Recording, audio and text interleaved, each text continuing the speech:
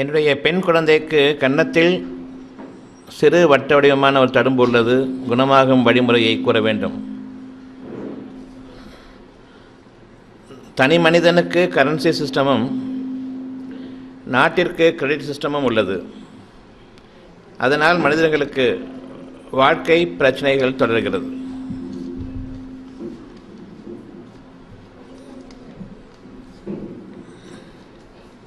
எனக்கு இரவு நேரத்தில் ஒரு மாதம் அல்லது 2 மாதம் ஒரு முறை சக்தி வெளியேறுகிறது. இதனால் காலையில் எழுந்திருக்கும் பொழுது அதிக அசதியாக உள்ளது. இவை எதனால் ஏற்படுகிறது? இதை சரி செய்ய என்ன செய்வது என்பதை பற்றி விளக்கவும். உடம்பிலுள்ள நரம்புகள் மரத்து போனார் போன்று உள்ளது. சில்லென்று உடம்பு ஆகிவிடுகிறது. இதற்கு என்ன செய்வது?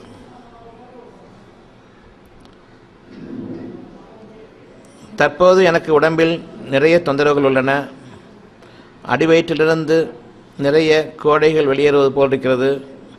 கை கால்களில் உடம்பில் நிறைய குளிர் படுத்துக்கொள்ள வேண்டும் என்ற நிலைதான் எனக்கு 2 வாரங்களாக உள்ளது. அதனால் என்னுடைய உடம்பில் உள்ள அனைத்து நோய்களையும் இறைவன் அருளால் எனக்கு அப்புறப்படுத்த வேண்டும்.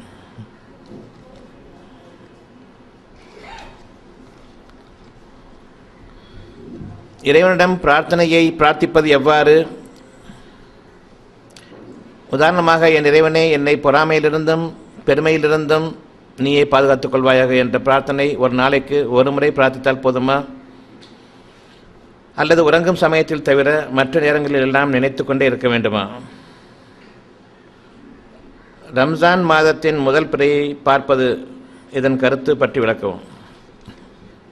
தர்மத்தை பற்றி இங்கு கேள்வி இருக்கிறது. தானத்தை பற்றியும் நாம் பேசுகிறோம். தானம் என்றால் என்ன? தர்மம் என்றால் என்ன? எதற்காக இவற்றை நாம் செய்ய வேண்டும்? இதனால் விளையக்கூடிய பலன்கள் என்ன? எப்படி காசு பணம் கொடுத்துள்ளதன் காரணமாக எனக்கு நன்மைகள் ஏற்படுகின்றன? இப்பொழுது நாம் சிந்தனையின் பக்கம் திரும்ப இருக்கிறோம். எந்த ஒரு விஷயத்திற்குமே உங்களுக்குள்ளேயே பதில் இருக்கிறது. ஒவ்வொரு கேள்விக்கும் ஒவ்வொரு பொருளுக்கும் அந்த கேள்வியினுள் பதில் அமைந்திருக்கின்றது. எனவே கேள்விகளை நீங்கள் அந்தரங்கமாக கேளுங்கள். என்ன, ஏன், எதற்கு என்ற கேள்விகளில் உங்களுக்கு ஞானங்கள் பிறக்க இருக்கின்றன. ஞானங்கள் என்பது இறைவன் புறத்திலிருந்து உங்களுக்கு அளிக்கப்படுவதாகும். அதில் தெளிவும் இருக்கும், தெளிவான சான்றுகளும் இருக்கும், நேர்வழியும் இருக்கும். அதில் சந்தேகமும் இருக்காது. பின்பற்றுவது அவ்வளவு எளிமையாக இருக்கும். பிற மனிதர்களுடைய உதவி தேவையும் படாது. மனிதர்களிடம் நீங்கள் கேட்பீர்களானால் நீங்கள் சீரழிந்து தட்டடியும் வரையில் தெருவிற்கு வந்துவிடும் வரையில் உங்களுக்கு நன்மைகள் கிடையாது. வீணாக அலைக்கழிக்கப்படுவீர்களே தவிர உங்களுக்கு அதில் பலனும் இருக்காது. சொல்வோர் யாரெல்லாம் சொல்கிறார்களோ அவ்வளவையும் காதில் வாங்கி கொண்டு என்ன செய்வது என்று தெரியாமல் நாம் எடுத்துக்கொண்டிருப்போம். நமக்கு நம்மை தவிர உதவியாளர்கள் இல்லை என்பதை நாம் உணர வேண்டும். எந்த கேள்விக்கு எனக்கு பதில் வேண்டுமோ அந்த கேள்விக்கு என்னுள் இருந்து பதில் எனக்கு வர வேண்டும். எப்படி என்னுடைய உணர்வுகள் என்னை என்னுடைய காரியங்களின் பக்கம் உந்தி தள்ளுகிறதோ அவ்விதமே என்னை நேர்வழியின் பக்கம் என்னுடைய பதில்கள் என்னுடைய கேள்விகளிலிருந்து பிறந்து அது என்னை வழிநடத்த வேண்டும். பிறர் சொல்வதை கேட்டு நான் நேர்வழி பெற முடியாது. எனக்குள் இயற்கை மாறினால் தவிர நான் என்னுடைய குணாதிசயங்களில் மாறுபட்டவனாக ஆகிவிட மாட்டேன். எனவே என்னுடைய குணாதிசயங்கள் மாற வேண்டும் என்றால் பிறர் சொல்லை கேட்டல்ல, நான் புரிந்து கொண்ட விதத்தில் மட்டுமே என்னுடைய குணங்கள் மாறும். இயற்கையாக என்னுடைய குணங்கள் மாற வேண்டுமே தவிர பிறர் சொல்லை கேட்டு செயற்கையாக சில பொழுதுகள் மட்டும் பெரும் கட்டுப்பாட்டினுள் சொல்லிவிட்டார்களே என்று பிறருக்கு காண்பிப்பதற்காக வாழக்கூடிய வாழ்க்கையை நான் வாழக்கூடாது. என் மனதில் நான் திருந்த வேண்டும். ஒவ்வொருவரும் பிறவியிலேயே பலவீனர்களாகத்தான் படைக்கப்பட்டிருக்கின்றோம். இந்த பலவீனத்தில்தான் உங்களுக்கு மிக பெரும் பலம் இருக்கிறது. ஏனென்றால் இறைவன் தன்னை யார் என்பதை அறிமுகப்படுத்தக்கூடிய தருணங்கள் தான் உங்களுடைய பலவீனம். எப்பொழுதெல்லாம் உங்களுக்கு பலவீனம் ஏற்படுகிறதோ, மனதில் ஒரு கலக்கமோ அல்லது மனதில் ஒரு தேய்வோ ஏற்படுகிறதோ, மனம் எனக்கு வாடிவிடுகிறதோ, இனி எனக்கு வாழ்க்கையே இல்லையோ என்ற அளவுக்கு மனம் ஏங்குகிறதோ, அப்பொழுது உங்களுக்கு மனிதனிடமிருந்து உதவி இல்லை, இறைவன் ஒருவன் தான் இருக்கின்றான் என்ற தன்னுடைய உணர்வுகளை உங்களுக்கு கற்பிப்பதற்காக இறைவனிடமிருந்துள்ள சூழ்நிலைகள் தான் உங்களுடைய பலவீனங்கள். உங்களுடைய பலவீனத்தில் அவனுடைய ஒருவனுடைய உதவி இருந்தால் போதும், அகிலங்களை நீங்கள் வென்றுவிட முடியும். அகிலங்களின் மீது உங்களுடைய அரசாட்சியை நிலைநிறுத்த முடியும். அதற்காகவே நீங்கள் படைக்கப்பட்டிருக்கிறீர்கள். ஒவ்வொன்றின் மீதும் உங்களுடைய ஆட்சி அதிகாரம் நிலைபெற வேண்டும். அதாவது இயற்கை ஒவ்வொன்றின் மீதும் உங்களுடைய ஆட்சி அதிகாரம் நிலைபெற வேண்டும். நீங்கள் பார்ப்பீர்கள், சிலர் பறவைகளிடம் பேசுவார்கள், சிலர் முதலைகளிடம் பேசுவார்கள், முதலைகளை கட்டுப்படுத்துவார்கள். மிருகங்கள் இவர்களுக்கு பயப்படும். பாம்புகளை மிகச் சாதாரணமாக பிடிப்பார்கள், பாம்பு எதுவும் செய்யாது. ஆயிரக்கணக்கான பாம்புகளை கூண்டுக்குள் வைத்துக்கொண்டு உள்ளிருப்பார்கள், பாம்பு இவர்களை தீண்டாது, அது படுக்கையாக அமையும். ஒவ்வொரு இயற்கையின் மீதும் உங்களுக்கு நிச்சயமாக ஆட்சி அதிகாரம் இருக்கிறது. நீங்கள் நம்புங்கள். உங்களுக்கு எது தேவையோ அதை நீங்கள் நம்புங்கள். அந்த நம்பிக்கைக்கு உரிய மொழி அகிலங்களின் மொழியாகும். நீங்கள் எதை விரும்புகிறீர்களோ அதை நம்பும் பொழுது அகிலங்களில் இருக்கக்கூடிய ஒவ்வொரு பொருளுக்கும் அது பாஷையாக மாறுகிறது. இறைவனுடைய அனுமதி அவ்வாறு இருக்கிறது. நான் எதை விரும்புகிறேனோ அதனை இறைவன் பெயரை கொண்டு நம்பும் பொழுது அந்த நம்பிக்கையும் விருப்பமும் சேர்ந்து ஒவ்வொரு பொருளுக்கும் அதன் மொழியாக அதற்கு அறிவிக்கப்படுகின்றது. உறுதியான நம்பிக்கையுடையவர்கள் அனைவருமே தங்களுடைய விருப்பங்களை நம்பும் பொழுது அவை மொழிகளாக மாற்றப்படுகின்றன. வானங்கள் முதலாக பூமி வரையில் என்னென்ன படைப்புகள் இருக்கின்றதோ அவ்வளவுக்கும் உரிய மொழிகளில் இறைவன் இந்த விருப்பத்தையும் நம்பிக்கையையும் தெரியப்படுத்துகின்றான்.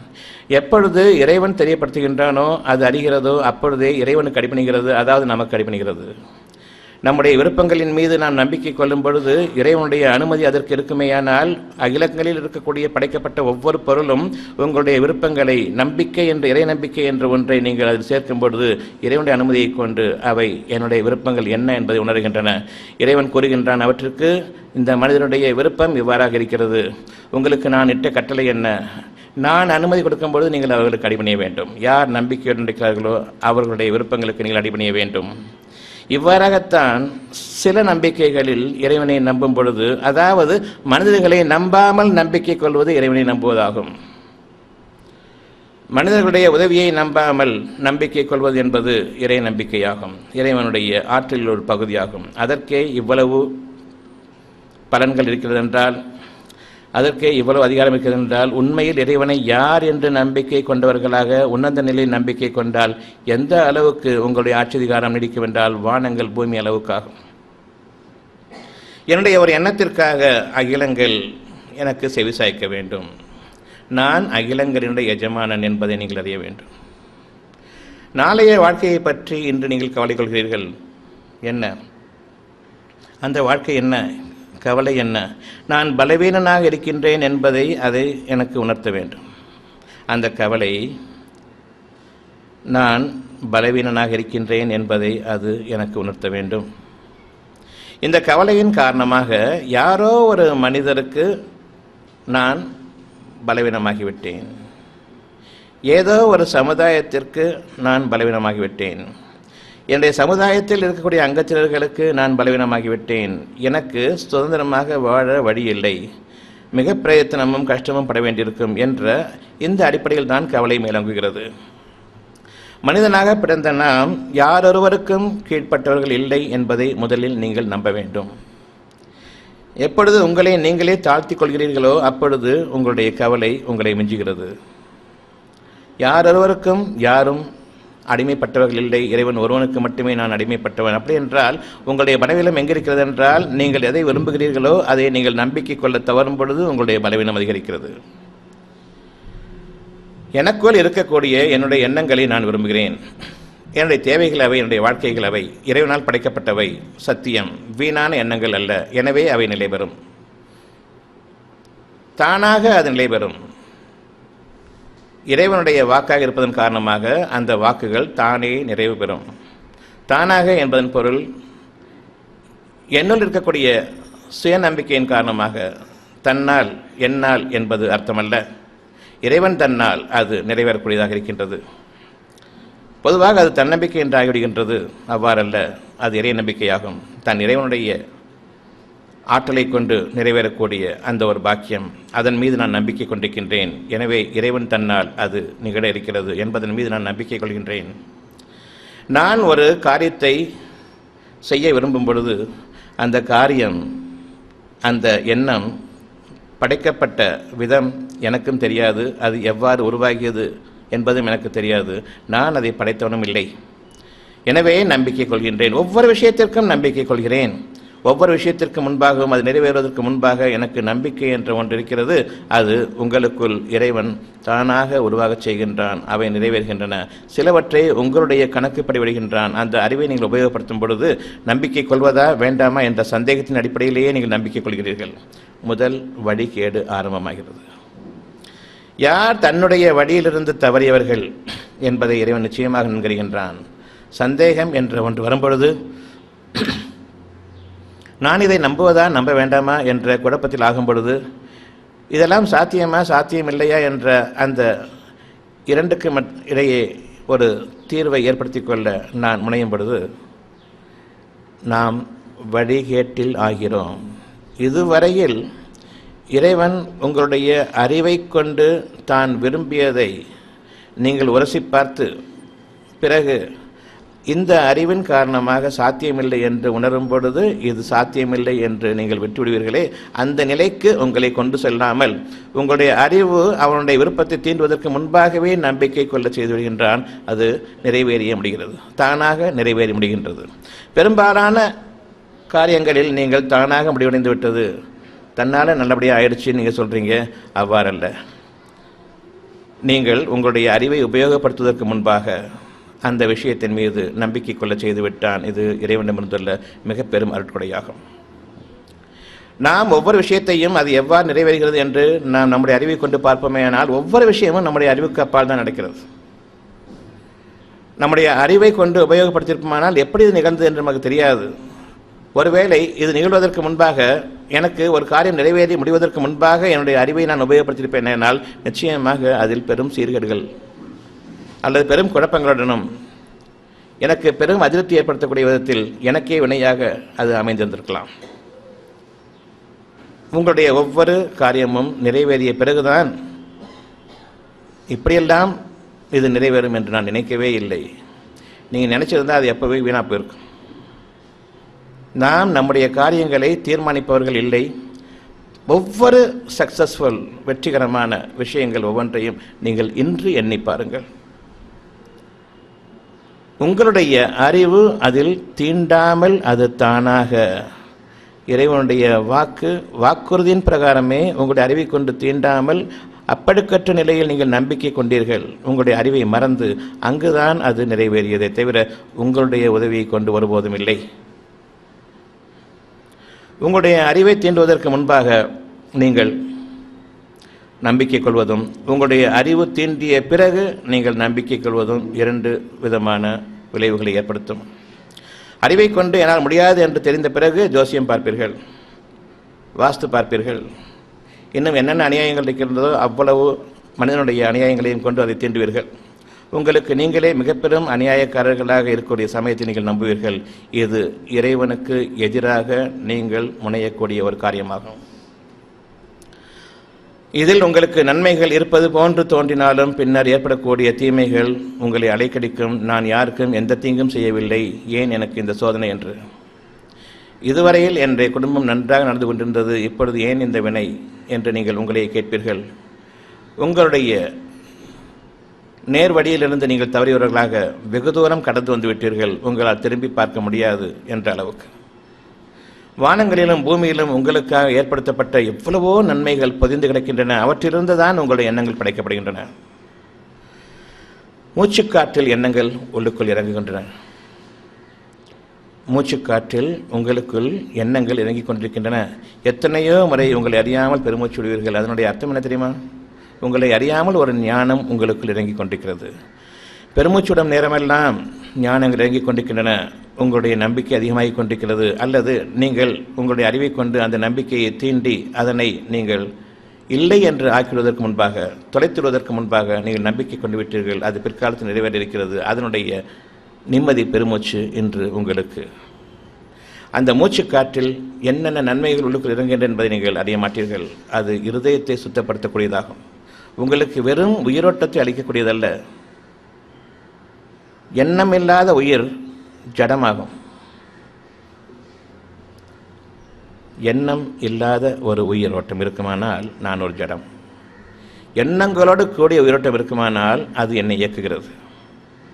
அந்த எண்ணங்கள் தான் என்னை இயக்கிக் கொண்டிருக்கின்றன, நீங்கள் இயங்குவதில்லை. அந்த எண்ணங்களை படைத்த இறைவனுக்கு இன்று நாம் நன்றி கடன்படுகிறோம். எண்ணங்கள் எனக்கு வேண்டும் நாளைய வாழ்க்கைக்கு. எண்ணங்கள் இல்லை என்றால் வாழ்க்கை இல்லை.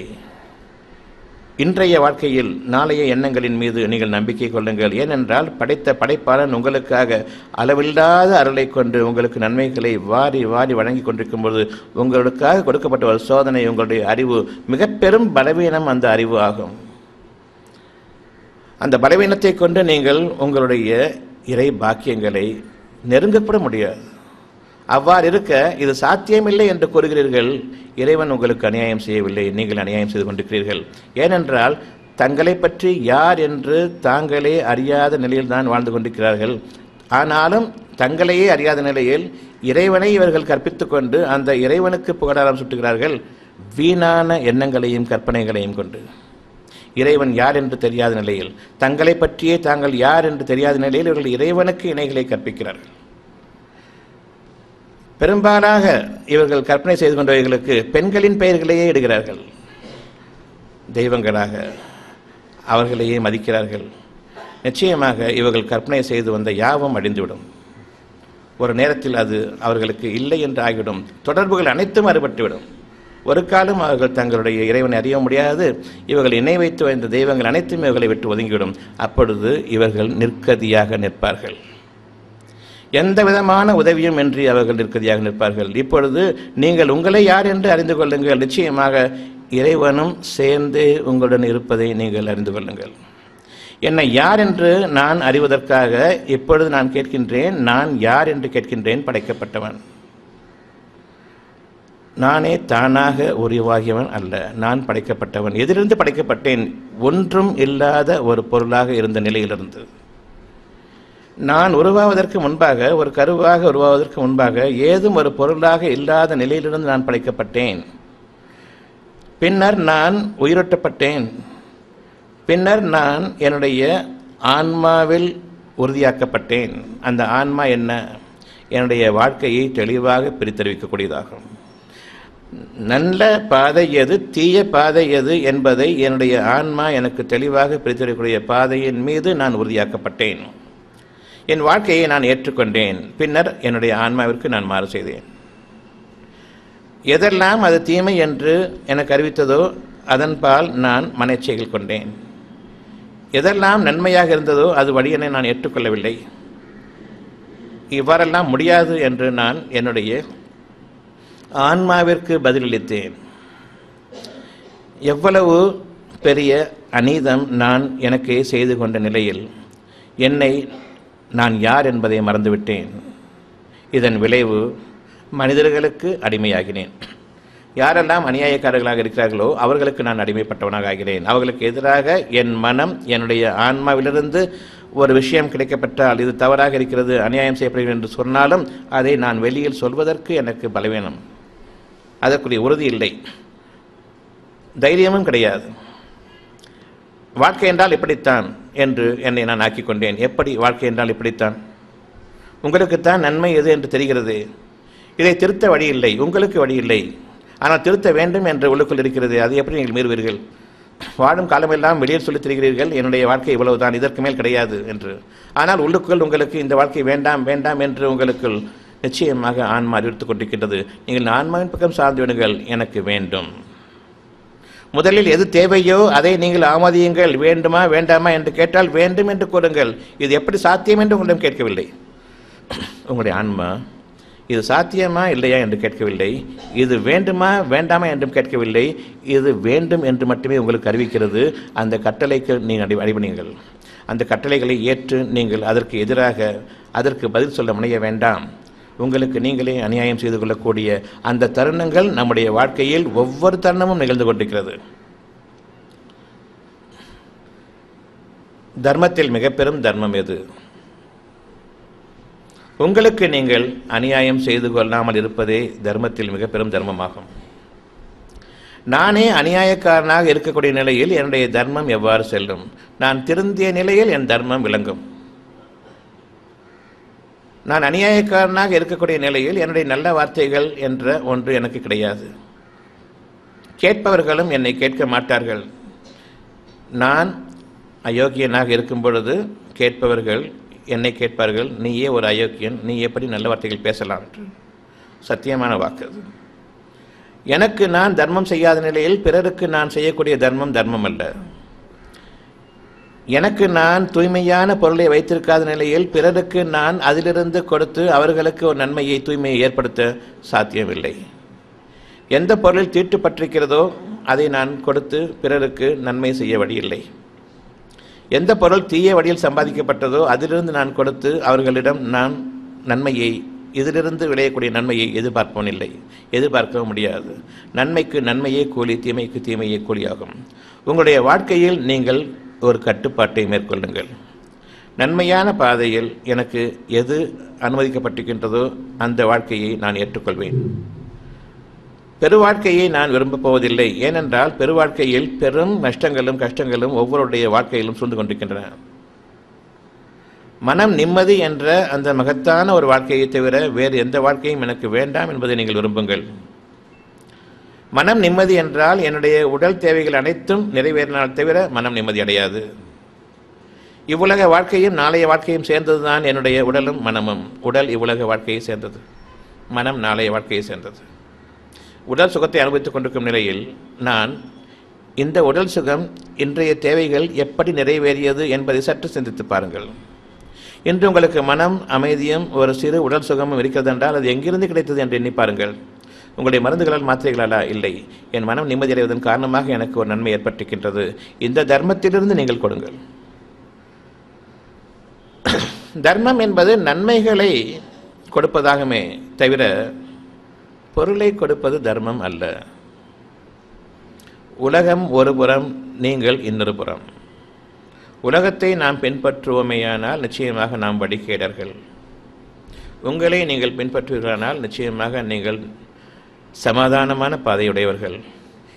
இறைவனை நீங்கள் பின்பற்றுவீர்களானால் நிச்சயமாக நீங்கள் பாக்கியவான்கள்.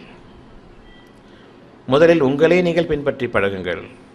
இறைவன் யார் என்பதை அவன் உங்களுக்கு அறிவிப்பான். ஏனென்றால் நாம் வெகு தூரம் வந்துவிட்டோம். இறைவன் யார் என்பதை இன்னும் நாம் உணர்வதற்குரிய தகுதி பெறவில்லை. உங்களுக்குள் நியாய உணர்வுகள் இருக்கின்றன. அந்த நியாய உணர்வுகளுக்கு மதிப்பளித்து அதன் பால் இல்லுங்கள். உங்களுடைய கேள்விகளுக்கான பதில் ஞானங்களாக வெளிவரும் பொழுது அது உங்களுடைய இயற்கை தன்மையாக மாறும். அந்த இயற்கை தன்மை உங்களை வழிநடத்தும். நீங்கள் நடைபெறும் பாதையில், நீங்கள் செல்லும் பாதையில், நீங்கள் மேற்கொள்ளும் காரியங்கள் அனைத்திலும் நன்மைகளை தவிர விளையாது. நீங்கள் நேர்மையாளராக இருப்பீர்களானால் உலகம் எப்படி இருக்கிறது என்பதை நீங்கள் பார்க்க வேண்டாம். உங்களுடைய தர்மமான வாழ்க்கைக்கு உலகத்தினுடைய பாதை என்ன என்று நீங்கள் பார்க்க வேண்டாம். அதை கொண்டு உங்களை நீங்கள் மாற்றிக்கொள்ள வேண்டாம். உங்களுடைய இருதயத்தில் எது சரியாக இருக்கின்றதோ அதை நீங்கள் உறுதியாக பின்பற்றுங்கள். நீங்கள் இறைவனுக்கு உரியவர்கள். இறைவன் உங்களை பற்றி திருப்தி அடைகின்றான். உங்களுக்கு இறைவன் தன்னிடமிருந்துள்ள நன்மைகளை, பாதுகாப்பை, உதவியை அளிக்கின்றான். எனவே நீங்கள் நம்பிக்கை கொண்டு நீங்கள் ஏற்படுத்தி கொண்ட அந்த பாதையில் நன்மையை தவிர இல்லை. அந்த நன்மையில் உங்களுடைய பாக்கியங்கள் அனைத்தும் இருக்கின்றது.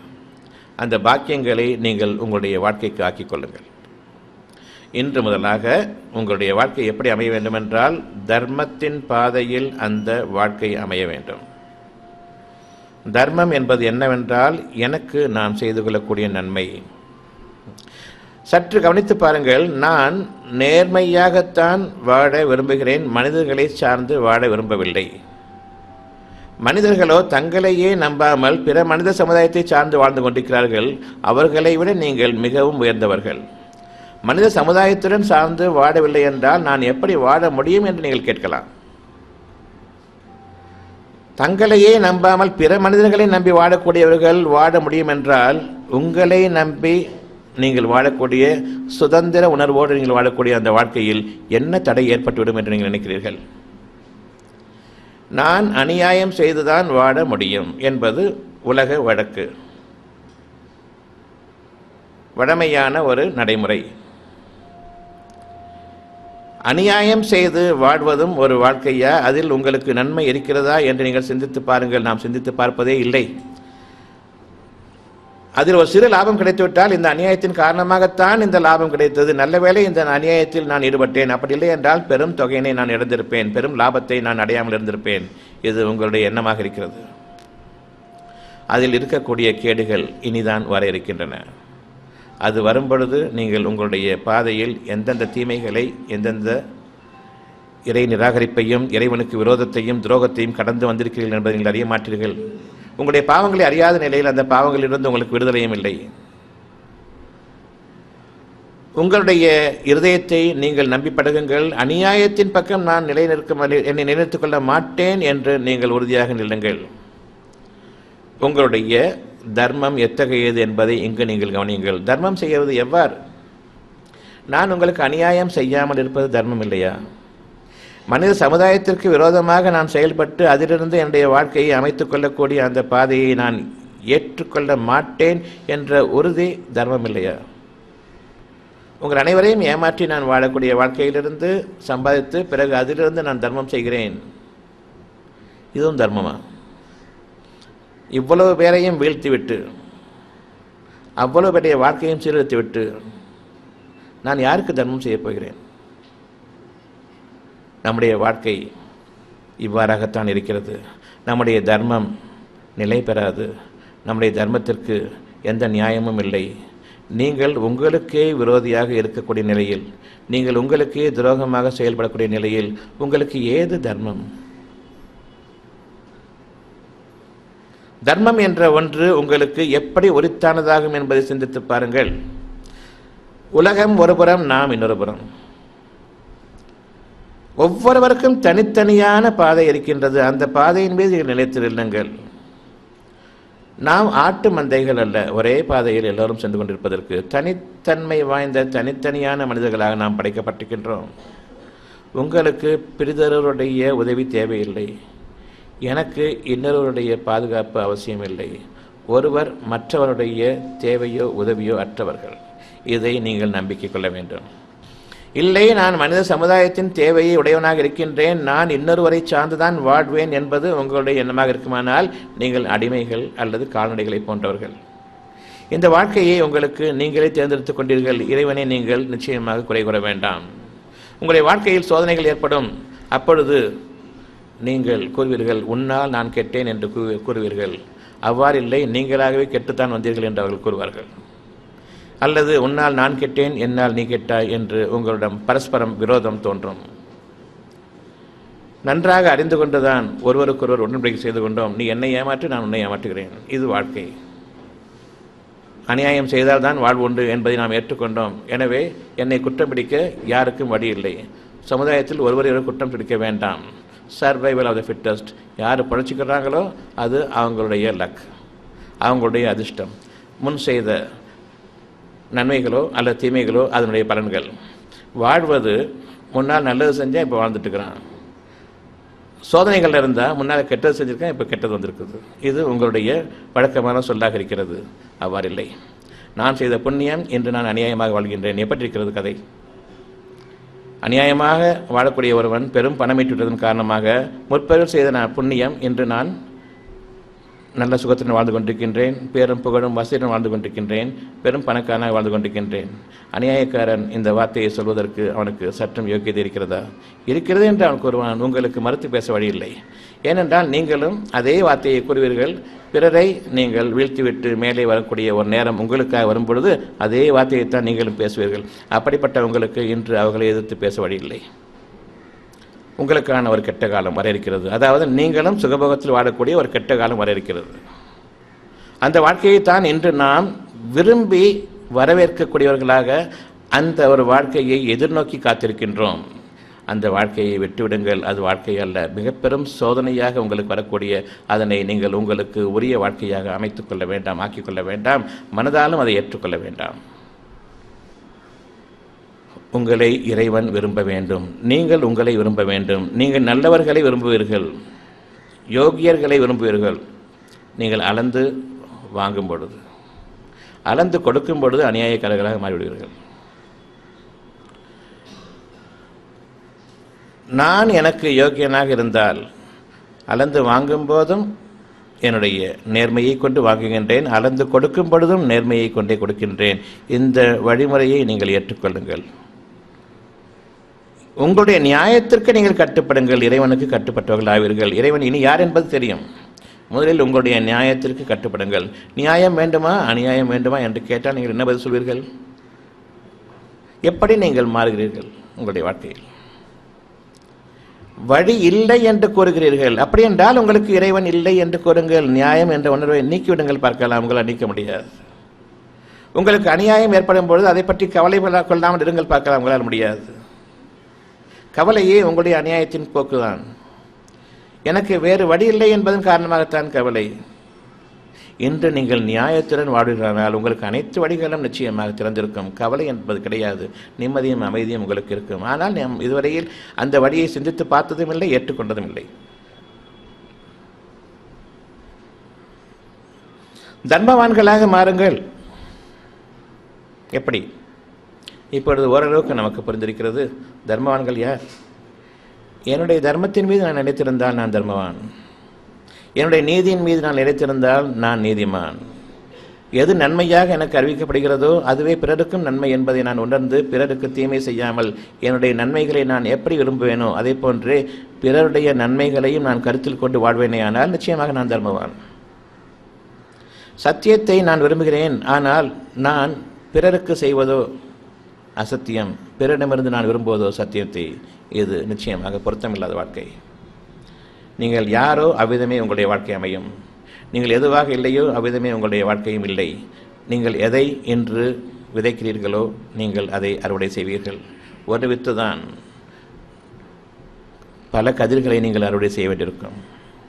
வித்து ஒன்று தான். சிறிய தப்பு தானே செய்தேன், இவ்வளோ காலம் கடந்த பிறகு எவ்வளோ பெருசாக வளர்ந்துருக்கும். இவ்வளோ சிறிய ஒரு தவறுக்கு இவ்வளோ பெரிய தண்டனையா? அப்பொழுதைக்கு அப்பொழுது உங்களுக்கு தண்டித்திருந்தால் அந்த சிறு வித்தினுடைய அளவுக்கு. ஆனால் காலம் கடந்து உங்களுக்கு வரும்பொழுது எவ்வளவு பெரிய கதிராக கலையாக அது வளர்ந்திருக்கும். அதை நீங்கள் அனுபவிக்க வேண்டாம். ஒவ்வொரு தீமைக்கும் அதே அளவு காலத்தவணையின் மீது அது வளர்ந்து விட்டால் இந்த தீமையின் காரணமாக எவ்வளவு பெரிய சமுதாயம் பாதிக்கப்பட்டிருக்கும், அவ்வளவு பேருக்கும் நீங்கள் பொறுப்பாளி. உங்களுடைய ஒரு தீமை என்பது சாதாரணதல்ல. அவ்விதமே நீங்கள் நன்மை செய்தால் சமுதாயத்தில் எந்த அளவுக்கு நன்மை பரவிருக்குமோ அந்த அளவுக்கு உங்களுக்கு நன்மை இருக்கிறது. நன்மைக்கு நன்மையும் தீமைக்கு தீமையும் நீங்கள் நிச்சயமாக கூலி கொடுக்கப்படுவீர்கள். இது படைப்பின் மீது சத்தியமாக உங்கள் மீது, ஒரு காலத்தவணையின் மீது, உங்களுடைய காரியங்களில் நீங்கள் எதை மேற்கொண்டீர்களோ அதற்கு உரிய பலன்களை நீங்கள் கொடுக்கப்படுவீர்கள். வானங்களும் பூமியும் இவற்றுக்கு இடைப்பட்ட ஒவ்வொன்றும் வீணுக்காக படைக்கப்படவில்லை. கிரகங்களும் சூரியனும் சந்திரனும் நட்சத்திரங்களும் இன்னும் நீங்கள் அறியாத நட்சத்திரங்களும் கிரகங்களும் எண்ணிலடங்காതെ படைக்கப்பட்டு கொண்டிருக்கின்றன. அவ்வளவும் உங்களுக்கு கூலி கொடுப்பதற்காக, நன்மைக்கு நன்மையும் தீமைக்கு தீமையும் உங்களுக்கு கூலியாக அமைப்பதற்காக. உங்கள் கால்களுக்கு அடியில் பூகம்பம் நிகழுமானால் அதுவும் நீங்கள் செய்த பாவத்தின் பாரம் தாங்காமல் தான். இறைவனுடைய அனுமதி அதற்கு வருமானால் ஒட்டுமொத்த சமுதாயமும் அது அழிக்கப்படும். நான் என்னுடைய சமுதாயத்தில் உங்களை சார்ந்து வாழ்வோனாக இருக்கின்றேன். உலகத்தோடு ஒட்டி ஒடுகுதல் சரியா தப்பா? இது பெரும்பாலான மனிதர்கள் அநியாயத்தை இருக்கிறார்களா இல்லையா? அநியாயமே தான் வாழ்க்கை என்று நம்ம ஆக்கி கொண்டோமா இல்லையா? இதிலிருந்து விடுபட வழியில்லை என்பதையும் நாம் நிச்சயமாக உணர்ந்து கொண்டோம். இப்பொழுது நீங்கள் அந்த அநியாயமான சமுதாயத்தினருடன் சேர்ந்தால்தான் உங்களுடைய வாழ்க்கை என்று உங்களுக்கு நீங்களே நியாயம் கற்பித்துக் கொண்டு நான் என்ன செய்ய முடியும் என்று ஒவ்வொருவரும் இவ்விதமாகவே, நான் ஒருவன் தெரிந்துவிட்டால் போதுமா உலகம் தெரிந்துவிடும், நீ ஒருவன் கத்தி கொண்டிருக்க வேண்டியதுதான், கத்த வேண்டாம் நம்புங்கள் என்று தான் கூறுகிறேன். கத்த வேண்டாம், வெளியில் சொல்ல வேண்டாம், நம்புங்கள். அகிலங்கள் உங்களுடைய பாஷையை கேட்கிறது என்பதை முதலில் நாம் பார்த்தோம். நான் எதை நன்மையானதாக விரும்புகின்றனோ அது இறைவனுடைய வாக்கு அகிலங்களில் எதிரொலித்துக் கொண்டிருக்கின்றது என்பதை நீங்கள் அறியுங்கள். ஒரு வாக்கம் நன்மையும் என்னுடைய இருதயத்தில் இறங்கும் பொழுது அது அகிலங்களில் இறங்கிக் கொண்டிருக்கின்றது. என்னுடைய இருதயம் வானங்கள் பூமிக்கு சமமானதாகும். இந்த தனி ஒரு மனிதன் அதை எப்பொழுது ஏற்றுக்கொண்டானோ இறைவனுக்கு அடிமையாகிவிட்டான், நன்மையை ஏற்றுக்கொண்டான், இவன் இறை அடியான். இப்பொழுது இவனுக்கு இந்த அகிலங்கள் கீழ்ப்படிய வேண்டும் என்பது இறைவாக்கு. ஒரு வார்த்தை இங்கு கட்டளிடப்பட்டுவிட்டால் பூமி குலுங்கி நடுங்கிவிடும். அப்படிப்பட்ட மகத்தான ஒரு பாக்கியத்தை இறைவன் மனிதனுக்கு கொடுத்திருக்கின்றான். எனினும் யார் இறைவனுடைய அருளை பெற்றிருக்கிறார்களோ அவர்களுக்கு மகத்தான பொறுமையையும் கொடுத்து விடுகின்றான். உங்களுடைய மனச்சீரன்படி விட்டுவிட்டால் நீங்கள் நன்மையாக இருக்கும் சமயத்தில் உங்களுடைய ஒரு வார்த்தை நிச்சயமாக பூமியை அடித்துவிடும். எனவே உங்களுக்கு இறைவனிடமிருந்துள்ள ஒரு பாக்கியம் வரும்பொழுது உங்களுடைய வாக்குகளை மிஞ்சக்கூடிய பொறுமையை கொண்டு உங்களை அடக்கி ஆள்கின்றான். அந்த அளவுக்கு பொறுமையை உங்களுக்கு இயற்கையாகி விடுகின்றான். ஒரு அணுவளவும் அவனுடைய அனுமதி இல்லாமல் நீங்கள் கோபப்பட மாட்டீர்கள். எப்பொழுது அவன் கோபம் கொள்கிறானோ அப்பொழுது உங்களுடைய இதயத்தில் வந்த கோபம் வரும், உங்கள் மூலமாக அது நிறைவேறும். அதுவரையில் உங்களுக்கு அனுமதி இல்லை. எந்த அளவுக்கு அழகான கட்டுப்பாடாக உங்கள் மீது வைத்திருக்கின்றான். பொறுமையை கொண்டு பொறுமையை இயற்கையாகிவிட்டான். உங்களுடைய கோபம் அழிந்துவிட்டது, ஆத்திரம் அழிந்துவிட்டது, அவசரம் அழிந்துவிட்டது. பொறுமை மட்டுமே உங்களுடைய குணமாக இருக்கின்றது. அது இறை குணமாகும். நீங்கள் பொறுமையை மேற்கொண்டு வாருங்கள். பொறுமைக்கு மிஞ்சிய ஒரு பாக்கியமிக்க குணம் இல்லை. என்னுடைய சமுதாயத்தினுடன் நான் சேர மாட்டேன், சமுதாயம் கெட்டுவிட்டது, நானும் அந்த சமுதாயத்துடன் சேர்ந்து விட்டால் அப்பொழுதே நீங்கள் அனைவரும் அழிவதற்குரிய ஒரு சமுதாயமாக நீங்கள் ஆகிவிட்டீர்கள். அல்லது யாரொருவர் நன்மையாளர்களாக இருக்கிறார்களோ அவர்கள் ஒருவரின் காரணமாகத்தான் அந்த பூமி இன்னும் வாழ்ந்து கொண்டிருக்கிறது. அவர்கள் பொய்ப்படுத்தப்பட்டுவிட்டால் அல்லது அவர்கள் அந்த இடத்தை விட்டு நீங்கிவிட்டால் பெரும் துன்பம் அந்த சமுதாயத்தை பிரித்துக்கொள்ளும். நீங்கள் ஒருவருக்கொருவர் நல்லுபதேசம் செய்து கொண்டிருக்கும் வரையில் அந்த சமுதாயத்தை எந்த கேடுகளை கொண்டும் நிச்சயமாக அவன் பிடிக்க மாட்டான். சமுதாயத்தில் தீமைகளோ தீங்குகளோ நிகழாது.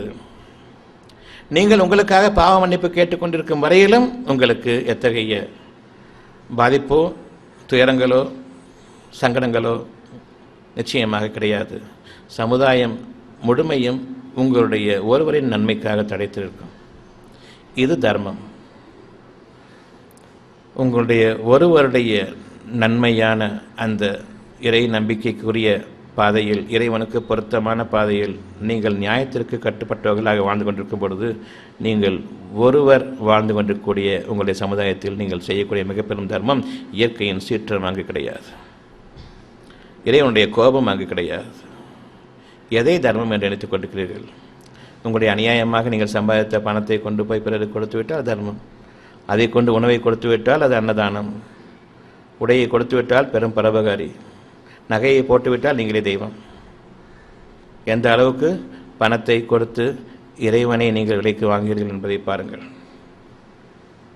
பணம் உங்களுக்கான வாழ்க்கை வழிமுறை அல்ல. உணவு உங்களுடைய வாழ்க்கை, ஞானங்கள் உங்களுடைய வாழ்க்கை.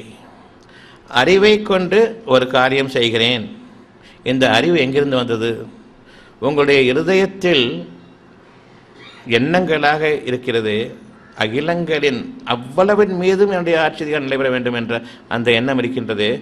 அந்த எண்ணத்திலிருந்து ஒரு சிறு துகள் தான் உங்களுக்கு அறிவாக கொடுக்கப்பட்டிருக்கிறது. அந்த அறிவிலிருந்து கண்டுபிடிக்கப்பட்டது தான், உங்களுக்கு தெரிந்தது தான் இந்த நீங்கள் விஞ்ஞானமாக உங்களுக்கு நீங்கள் ஆக்கிக்கொண்டது.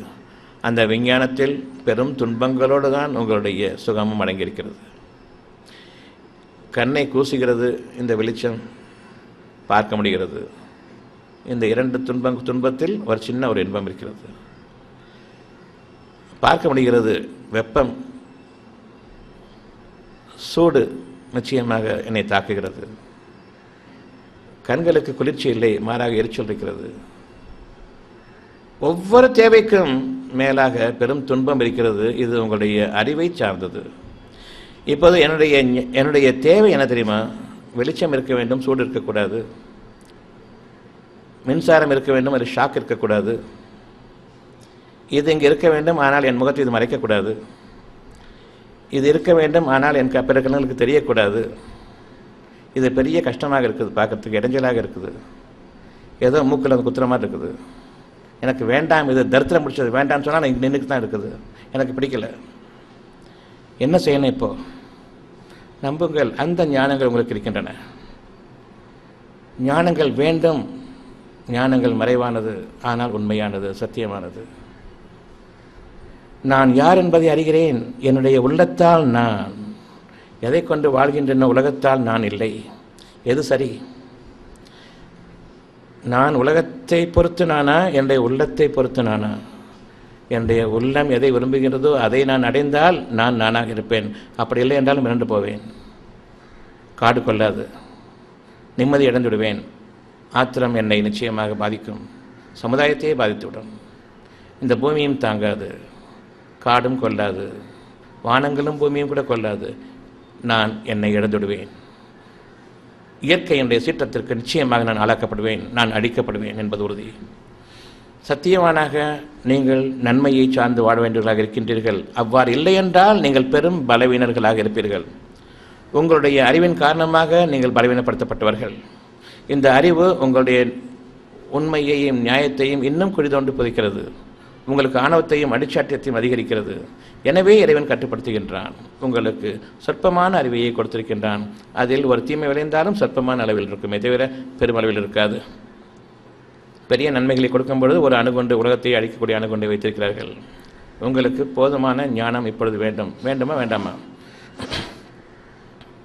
இந்த அணுகுண்டை அழிக்கக்கூடிய, எதை கொண்டு சேர்த்தார்களோ அந்த அணுகுண்டை அடிக்கக்கூடிய ஒரு ஞானம் வேணுமா வேண்டாமா? ஏன் அதுவரை சிந்தித்து பார்க்கவில்லை?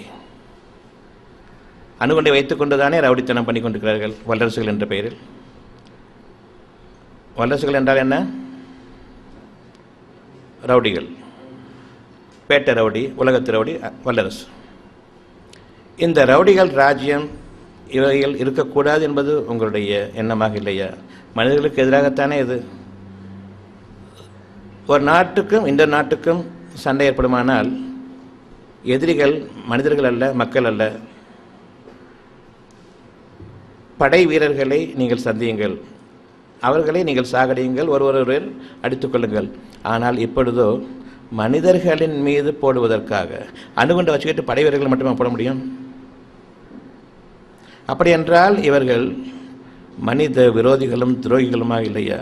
அணுகுண்டை வைத்துக்கொண்டு ஒரு நாட்டையே டெரரைஸ் பண்ணுறது, உலகத்தையே டெரரைஸ் பண்ணுறது. இன்றைக்கி டெரரிஸ்ட் கண்ட்ரி எது இந்த வகையில்? அமெரிக்கா, ரஷ்யா, சீனா, பிரிட்டன், எது? பிரான்ஸ். இப்போ இந்தியாவும் பாகிஸ்தான் சேர்ந்துருச்சு. அடுத்தது நார்த் கொரியா, ஈரான். இனி என்ன பாக்கி இருக்குது? எதுக்காக தயாரிக்கிறது? போடுறதுக்கு தானே. நாளைக்கு ஒரு கிறுக்க வராமையாக போயிட போகிறான் பட்டன் அழுத்தத்துக்கு. எதுக்காக இது இருக்குது? போடுறதுக்கு இல்லாமல்.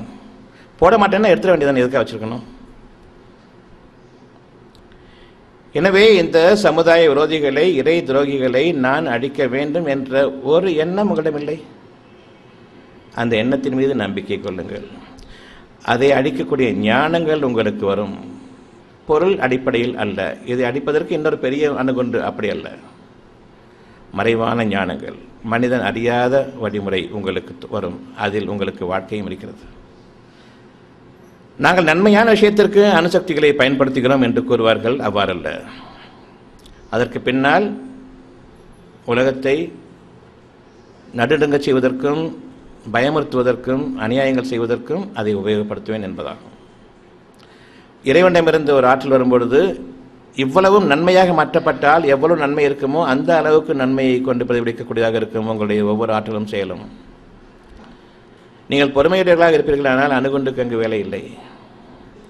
நீங்கள் பொறுமை மிக்க மனிதர்களாக வாழ்வீர்களானால் இறைவனிடமிருந்து மிக பெரும் பாக்கியங்கள் கொண்ட அந்த படைப்பு உங்களுக்கு இருக்கிறது. மனிதர்கள் இன்று இந்த பூமியில் வாழ்ந்து கொண்டிருக்கிறார்கள். நீங்கள் வானங்களில் வாழ வேண்டும் என்று விரும்புகிறீர்களா? முடியாது என்று விரும்புகிறீர்களா? இந்த பூமி எங்கிருந்து படைக்கப்பட்டது? இந்த பூமி எதில் ஒட்டி கொண்டிருக்கிறது பாருங்கள். இந்த பூமி வானத்தில் தானே மிதந்து கொண்டிருக்கிறது, அல்லது எங்கோ ஒரு இடத்தில் ஒட்டி கொண்டிருக்கிறதா? இதை போன்ற ஒரு பூமி உங்களுக்காக படைக்கப்பட வேண்டும் என்று விரும்புங்கள், அல்லது இதிலிருந்து ஒரு பகுதியை நீங்கள் வேறொரு மண்டலத்திற்கு எடுத்துச் செல்லுங்கள், அல்லது வேறொரு மண்டலத்தில் புதிய பூமியை உருவாக்கி கொள்ளுங்கள். தீயவர்களை விட்டு நீங்கள் விலகுங்கள். முடியுமா? முடியாதா? நம்புங்கள், உங்களால் முடியாது. விருப்பம் இருக்கிறதா இல்லையா? ஏற்றுக்கொள்ளுங்கள், அதில் உங்களுடைய வாழ்க்கை இருக்கிறது. துஷ்டனை கண்டால் இந்த உலகம் எப்படி இருக்குது, அப்போ எங்கே விலகணும்? நம்புங்க. வானங்களில் நீங்கள் உங்களுடைய வாழ்க்கையை அமைத்துக்கொள்ள விரும்புங்கள். நீங்கள் நம்பிக்கையுடையவர்களாக இருப்பீர்களானால் உங்களுக்கு வாக்களிக்கப்பட்டதும் உங்களுடைய தேவைகளும் வானங்களில் இருக்கின்றன என்பதை நீங்கள் உணர வேண்டும். உணவு தண்ணீரிலிருந்து, தண்ணீர் காற்றிலிருந்து. சரிதானே? அப்படி என்றால் காற்று முதல் உணவு வரை வானத்திலிருந்து தான் வருகிறது. உங்களுடைய பூமியில் உங்களுடைய கால் மிதிபட்டிருக்கிறது, உங்களுடைய தலை வானத்தில் மிதந்து கொண்டிருக்கிறது. காற்றிலிருந்த நீரும் நீரிலிருந்து உணவும் என்றால் இந்த காற்றில் உணவும் நீரும் கலந்திருக்கின்றது. ஆனால் அது பரவலாக்கப்பட்டிருக்கின்றது ஆவியாக, கண்ணுக்கு புறப்படாததாக. நீங்கள் மறைவான வாழ்க்கையை வாழுங்கள். உங்களுடைய எண்ணங்களோ மறைவானவை. அவற்றை ஒவ்வொன்றையும் நீங்கள் பொருள் வடிவில் கொண்டு வர வேண்டும் என்று விரும்ப வேண்டாம். மறைவான வாழ்க்கையில் நீங்கள் மறைவாக்கப்படுவீர்கள். நான் பிறர் கண்களுக்கு தெரிய வேண்டிய அவசியம் இல்லை. நான் மனிதர்களோடு வாழ விரும்பவில்லை. எப்பொழுது நீங்கள் இந்த மாற்றத்திற்கு வருகிறீர்களோ அப்பொழுது நீங்கள் வான விதிகளிலும் வாழ முடியும். நம்பிக்கை கொள்ளுங்கள். இதில் யாருக்கும் எந்த அநியாயமும் இருக்கிறதா? அநியாயம் இல்லை என்றால் அது தர்மமா இல்லையா? உங்களுடைய எண்ணங்களில் தர்மத்தை மேற்கொள்ளுங்கள். இந்த உலகத்தில் நீங்கள் தர்மத்தை மேற்கொள்ளாதீர்கள். எந்த அளவுக்கு போக முடியுமோ அந்த அளவுக்கு நீங்கள் நம்பிக்கை கொள்ளுங்கள். எந்த ஒரு மனிதனுடைய உதவியோ அவர்களுடைய பாதுகாப்போ தேவையற்றவர்களாக நீங்கள் ஆகிவிடுங்கள். இறைவன் ஒருவன் போதுமானவன். யாவற்றின் மீதும் இறைவன் ஆற்றலுடையவன் என்பதை நீங்கள் நம்புவீர்களானால் வீண் வார்த்தைகளாக நம்பாதீர்கள். உங்களுடைய எண்ணங்களை நம்புங்கள். இது இறைவன் நிச்சயமாக ஒவ்வொரு பொருளின் மீதும் ஆற்றலுடன் என்பதை உங்களுக்கு அறிவிக்கும். உலகத்தை விட்டும் நீங்கள் விலக வேண்டும். உங்களுடைய எண்ணங்களில் நம்பிக்கையை மேற்கொள்ளும் விதங்களில் நீங்கள் விலகுங்கள். பிறகு உங்களுடைய வாழ்க்கை எப்படி தானாக அமைகிறது என்பதை பாருங்கள். எந்த வாழ்க்கையை வாழ விரும்புவீர்கள்? உங்களுடைய மனதுக்கு ஏற்ற வாழ்க்கையை வாழ விரும்புவீர்கள்? இல்லை, விரும்புங்கள் முதலில், பிறகு நம்பிக்கையை அதன் மீது ஏற்படுத்துங்கள். இந்த வாழ்க்கை வழிமுறைகளை நீங்கள் பிறரிடம் சொல்வீர்களானால் உங்களுக்கு போட்டி இல்லை, உங்கள் மீது எவருக்கும் பொறாமை இல்லை. மாறாக உங்களை கேலி செய்வார்கள். உளறுகிறான். எவ்வளவு அழகான ஒரு வாழ்க்கை முறை உங்களை விட்டும் அவர்கள் விலகுவதற்கும் அவர்களை விட்டும் நீங்கள் விலகுவதற்கும். எனினும் நீங்கள் இந்த உலகத்தில் வாழ்ந்து கொண்டிருக்கிறீர்கள். ஆனாலும் நம்பிக்கையோ வேறு பக்கம், உங்களுடைய லட்சியங்கள் வேறு பக்கம். மறைவானதின் மீது உங்களுடைய லட்சியங்களை மேற்கொள்ளுங்கள். வெளிப்படையானவற்றை நீங்கள் அலட்சியப்படுத்துங்கள். ஆனால் இதற்கு நேர் மாறாகத்தான் நாம் வாழ்ந்து கொண்டிருக்கின்றோம். எதை அலட்சியப்படுத்த வேண்டுமோ அந்த பொருள் வடிவிலான வாழ்க்கையை லட்சியமாக ஆக்கிக் கொண்டிருக்கிறோம். எதை லட்சியமாக எடுத்துக்கொள்ள வேண்டுமோ அந்த மறைவான வாழ்க்கையை நாம் லட்சியப்படுத்துகின்றோம். உங்களுடைய படைப்பாளன் உங்களுடைய இருதயத்தில் படைக்கும் அந்த படைப்புகளில் சிலவற்றை எடுத்துக்கொண்டு நீங்கள் வாழ்ந்து கொண்டிருக்கிறீர்களே தவிர எப்படி நீங்கள் நம்பிக்கை இழக்கிறீர்கள்? உங்களுடைய எண்ணங்கள் இல்லை என்றால் உங்களுடைய செயல்கள் இல்லை. உங்களுடைய செயல்கள் உங்களுடையதல்ல, எண்ணங்களுடைய உந்துதல். அந்த எண்ணங்களுக்கு வடிவம் கிடையாது. எப்படி அது உங்களை அது உந்து தள்ளுகிறது என்பதை பாருங்கள். சாதாரணமான விஷயம், என்னுடைய சக்தி இரவில் வீணாகிறது. அதன் காரணமாக நான் எழும்பொழுது எனக்கு உடல் சோர்வும் வசதியும் ஏற்படுகின்றன. மனிதர்களுடைய வார்த்தைகளை கேட்டீர்கள், இதற்கும் அதற்கும் நீங்கள் முடிச்சு போடுகிறீர்கள். நீங்கள் நம்புவது உங்களுடைய வாழ்க்கை எந்த அளவுக்கு பயத்தோடு பயபக்தியோடு ஏற்றுக்கொள்கிறீர்களோ அந்த அளவுக்கு அது உங்களுக்கு நிகழ்ந்துவிடும். இரவில் சக்தி விரயமானால் உங்களுக்கு நரம்பு தளர்ச்சி ஏற்பட்டுவிடும் என்பது மனிதர்கள் சொல்லக்கூடிய வீணான பேச்சுக்கள். உங்களுக்கு இதை விட்டால் வாழ்க்கையே இல்லை என்ற அளவுக்கு நாம் நம்மை ஆக்கி கொண்டோம். வாழ்க்கை என்றால் இது இருக்க வேண்டும், அப்படி இல்லைன்னா இல்லையே இல்லை, வாழ்க்கை இல்லை என்று ஆக்கிக்கொண்டோம். எனவே இது பேரிடி போல் உங்களுடைய தலையில் இடிந்து விடுத்து விடுகிறது. நீங்கள் பயம் கொண்டவர்களாக ஆகிவிடுகிறீர்கள். எந்த அளவுக்கு நம்பிக்கையோடு பயமும் சேர்ந்து விடுகிறதோ, எதை நம்புகிறீர்களோ அதனோட பயமும் சேர்ந்து விடுகிறதோ அது நிகழ்ந்து விட்டதாகும். பயபக்தியாளர்களுக்கு எது நெருக்கமாக இருக்கிறது? அவர்கள் எதை பயப்படுகிறார்களோ அது நெருக்கமாக இருக்கிறது. தீமையை பயப்படுகிறானால் தீமை நெருக்கமாக இருக்கின்றது. நன்மைக்கு நீங்கள் அஞ்சுகிறானால் அந்த நன்மை உங்களுக்கு நெருக்கமாக இருக்கின்றது. நாளை நான் நல்ல வாழ்க்கையை வாழ வேண்டுமே என்ற அந்த உள்ளட்சம் உங்களுக்கு இருக்குமானால் அது இறையச்சமாகும். இந்த கேடு நாளைக்கு எனக்கு வந்துவிடுமே என்று நீங்கள் பயப்படுகிறானால் அந்த கேடு உங்களுக்கு இருக்கிறது. உள்ளட்சத்தோடு நீங்கள் நம்பக்கூடிய விஷயங்களை பற்றி நீங்கள் எச்சரிக்கையாக இருந்து கொள்ளுங்கள். ஏன் உங்களுக்கு ஒரு கேடு நிகழப்போகிறது என்றால் எதை கொண்டு நீங்கள் அஞ்சுகிறீர்களோ அது உங்களுடைய வாழ்க்கையாக ஏற்கனவே அமைந்து விட்டது, நெருக்கமாக இருக்கிறது. நீங்கள் நன்மைக்கு அஞ்சுங்கள், நன்மையான வாழ்க்கை அமைய வேண்டுமே என்று அஞ்சுங்கள். தீமை நிகழ்ந்து விடுமே என்று அஞ்ச வேண்டாம். நிகழ்ந்து விட்டதே என்று நீங்கள் அஞ்சுகிறீர்கள் நிகழ்வதற்கு முன்பாக. ஏனென்றால் உங்களுடைய அறிவு அந்த அளவுக்கு பலவீனமாக இருக்கின்றது. விரயமாகிவிட்டது, நிகழ்ந்து விட்டது, இப்படித்தான் நிகழும், இதை நான் நம்புகிறேன். இதை மனிதர்கள் சொல்கிறார்கள், டாக்டர்களும் சொல்கிறார்கள், அவர்களுடைய அறிவு கூறுகிறது, நம்பிக்கை கொண்டேன், எனவே உங்களுடைய இடி உங்கள் மேல் விழுந்து விட்டது. நீங்கள் எதை நம்பிக்கை கொண்டீர்களோ அதை வாழ்ந்து வாருங்கள். எனக்கு எதுவும் நிகழக்கூடாது என்று ஒன்று இருக்கின்றது, நம்பிக்கை கொள்ளுங்கள். அதன் மீது நீங்கள் நம்பிக்கை கொள்ளுங்கள், உள்ளட்சம் கொள்ளுங்கள்.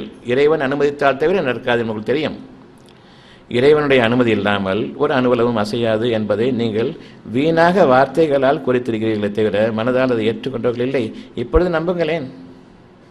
என் இறைவன் அனுமதித்தால் தவிர எனக்கு நாடு நரம்புகள் தளர்ந்து போகாது என்று நம்புங்களேன். இப்பொழுது எது தடுக்கிறது உங்களை? இறைவனை நம்புகிறேன் என்று பலரும் பல அடையாளங்களை வைத்துக் கொண்டு தெரிகிறோம். உதாரணமாக நான் ஒரு திருநீர் இட்டுக்கொள்கிறேன் என்று வைத்துக்கொள்வோம். அது எதற்காக என்று கேட்கிறேன். நான் சொல்கிறாங்க, நம்ம எல்லாம் ஒரு காலத்தில் மரணம் அடைய வேண்டியிருக்குது, அதை கொண்டு பயப்படுறதுக்காக. இந்த திருநீரை நீங்கள் பார்ப்பீங்களான்னு கேட்டேன். இல்லை, நான் பார்க்க முடியாது. அப்போ உங்களுக்கு பயம் இல்லை, ஊரை பயமுறுத்துறீங்களா? உங்களோட திருநீரை நான் தான் பார்க்க முடியும், நீங்கள் பார்க்க முடியாது. உங்களுக்கு பயம் என்ன, இங்கே வைங்க, ஏன் இங்கே வச்சுக்கிட்டு என்ன பயப்படுறீங்க? சரியாது. அந்த அச்சத்தை நீங்கள் மேற்கொள்ள வேண்டுமா அல்லது ஊருக்கு நீங்கள் பயப்படுங்கள் என்று அறிவிக்கிறீர்களா? நீங்கள் எதை கொண்டு பயப்படுவதாக இருக்கிறீர்களோ அதை கொண்டு ஊருக்கு நீங்கள் அச்சமூட்டுகிறீர்களா அல்லது நீங்கள் அச்சப்பட வேண்டுமா? நீங்கள் அச்சப்பட வேண்டாம். உங்களை முகத்தை நீங்கள் தான் பார்க்கணும்.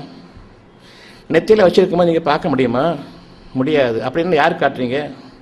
எனக்கு பயம் இல்லை, நீங்கள் பயந்துக்குங்க என்னை பார்த்து. இறுதியாக நிகழக்கூடிய அந்த நிகழ்ச்சியின் மீது நீங்கள் பயப்படுகிறீர்கள். இன்னைக்கு கஷ்டங்கள் இருந்துட்டு இருக்குது வாழ்க்கையில், இறக்க போகிற வரைக்கும் கஷ்டங்கள் இருக்குது. அதுக்கு அடையாளம் ஏதாவது வைங்க பார்ப்போம். நேராக இறப்பை பார்த்து பயப்படுறீங்க, அதுக்கு முன்னால் எவ்வளோ கஷ்டங்கள் இருக்குது. அந்த கஷ்டங்கள்லேருந்து விடுதலை அடைவதற்கு பயந்தா என்ன? சுகமான வாழ்க்கை வாழணுங்கிறதுக்காக இந்த பயத்துக்குள்ள அடையாளம் என்ன? நான் வாழத்தானே பிறந்திருக்கிறேன், வாழ்க்கைக்கு தானே எனக்கு இறைவன் வேணும், இறந்ததுக்கு அப்புறமாவா? அப்போ இந்த வாழ்க்கையில் கஷ்டங்கள் வேண்டாம் என்பதற்கான அடையாளம் என்ன? அடையாளம் கிடையாது.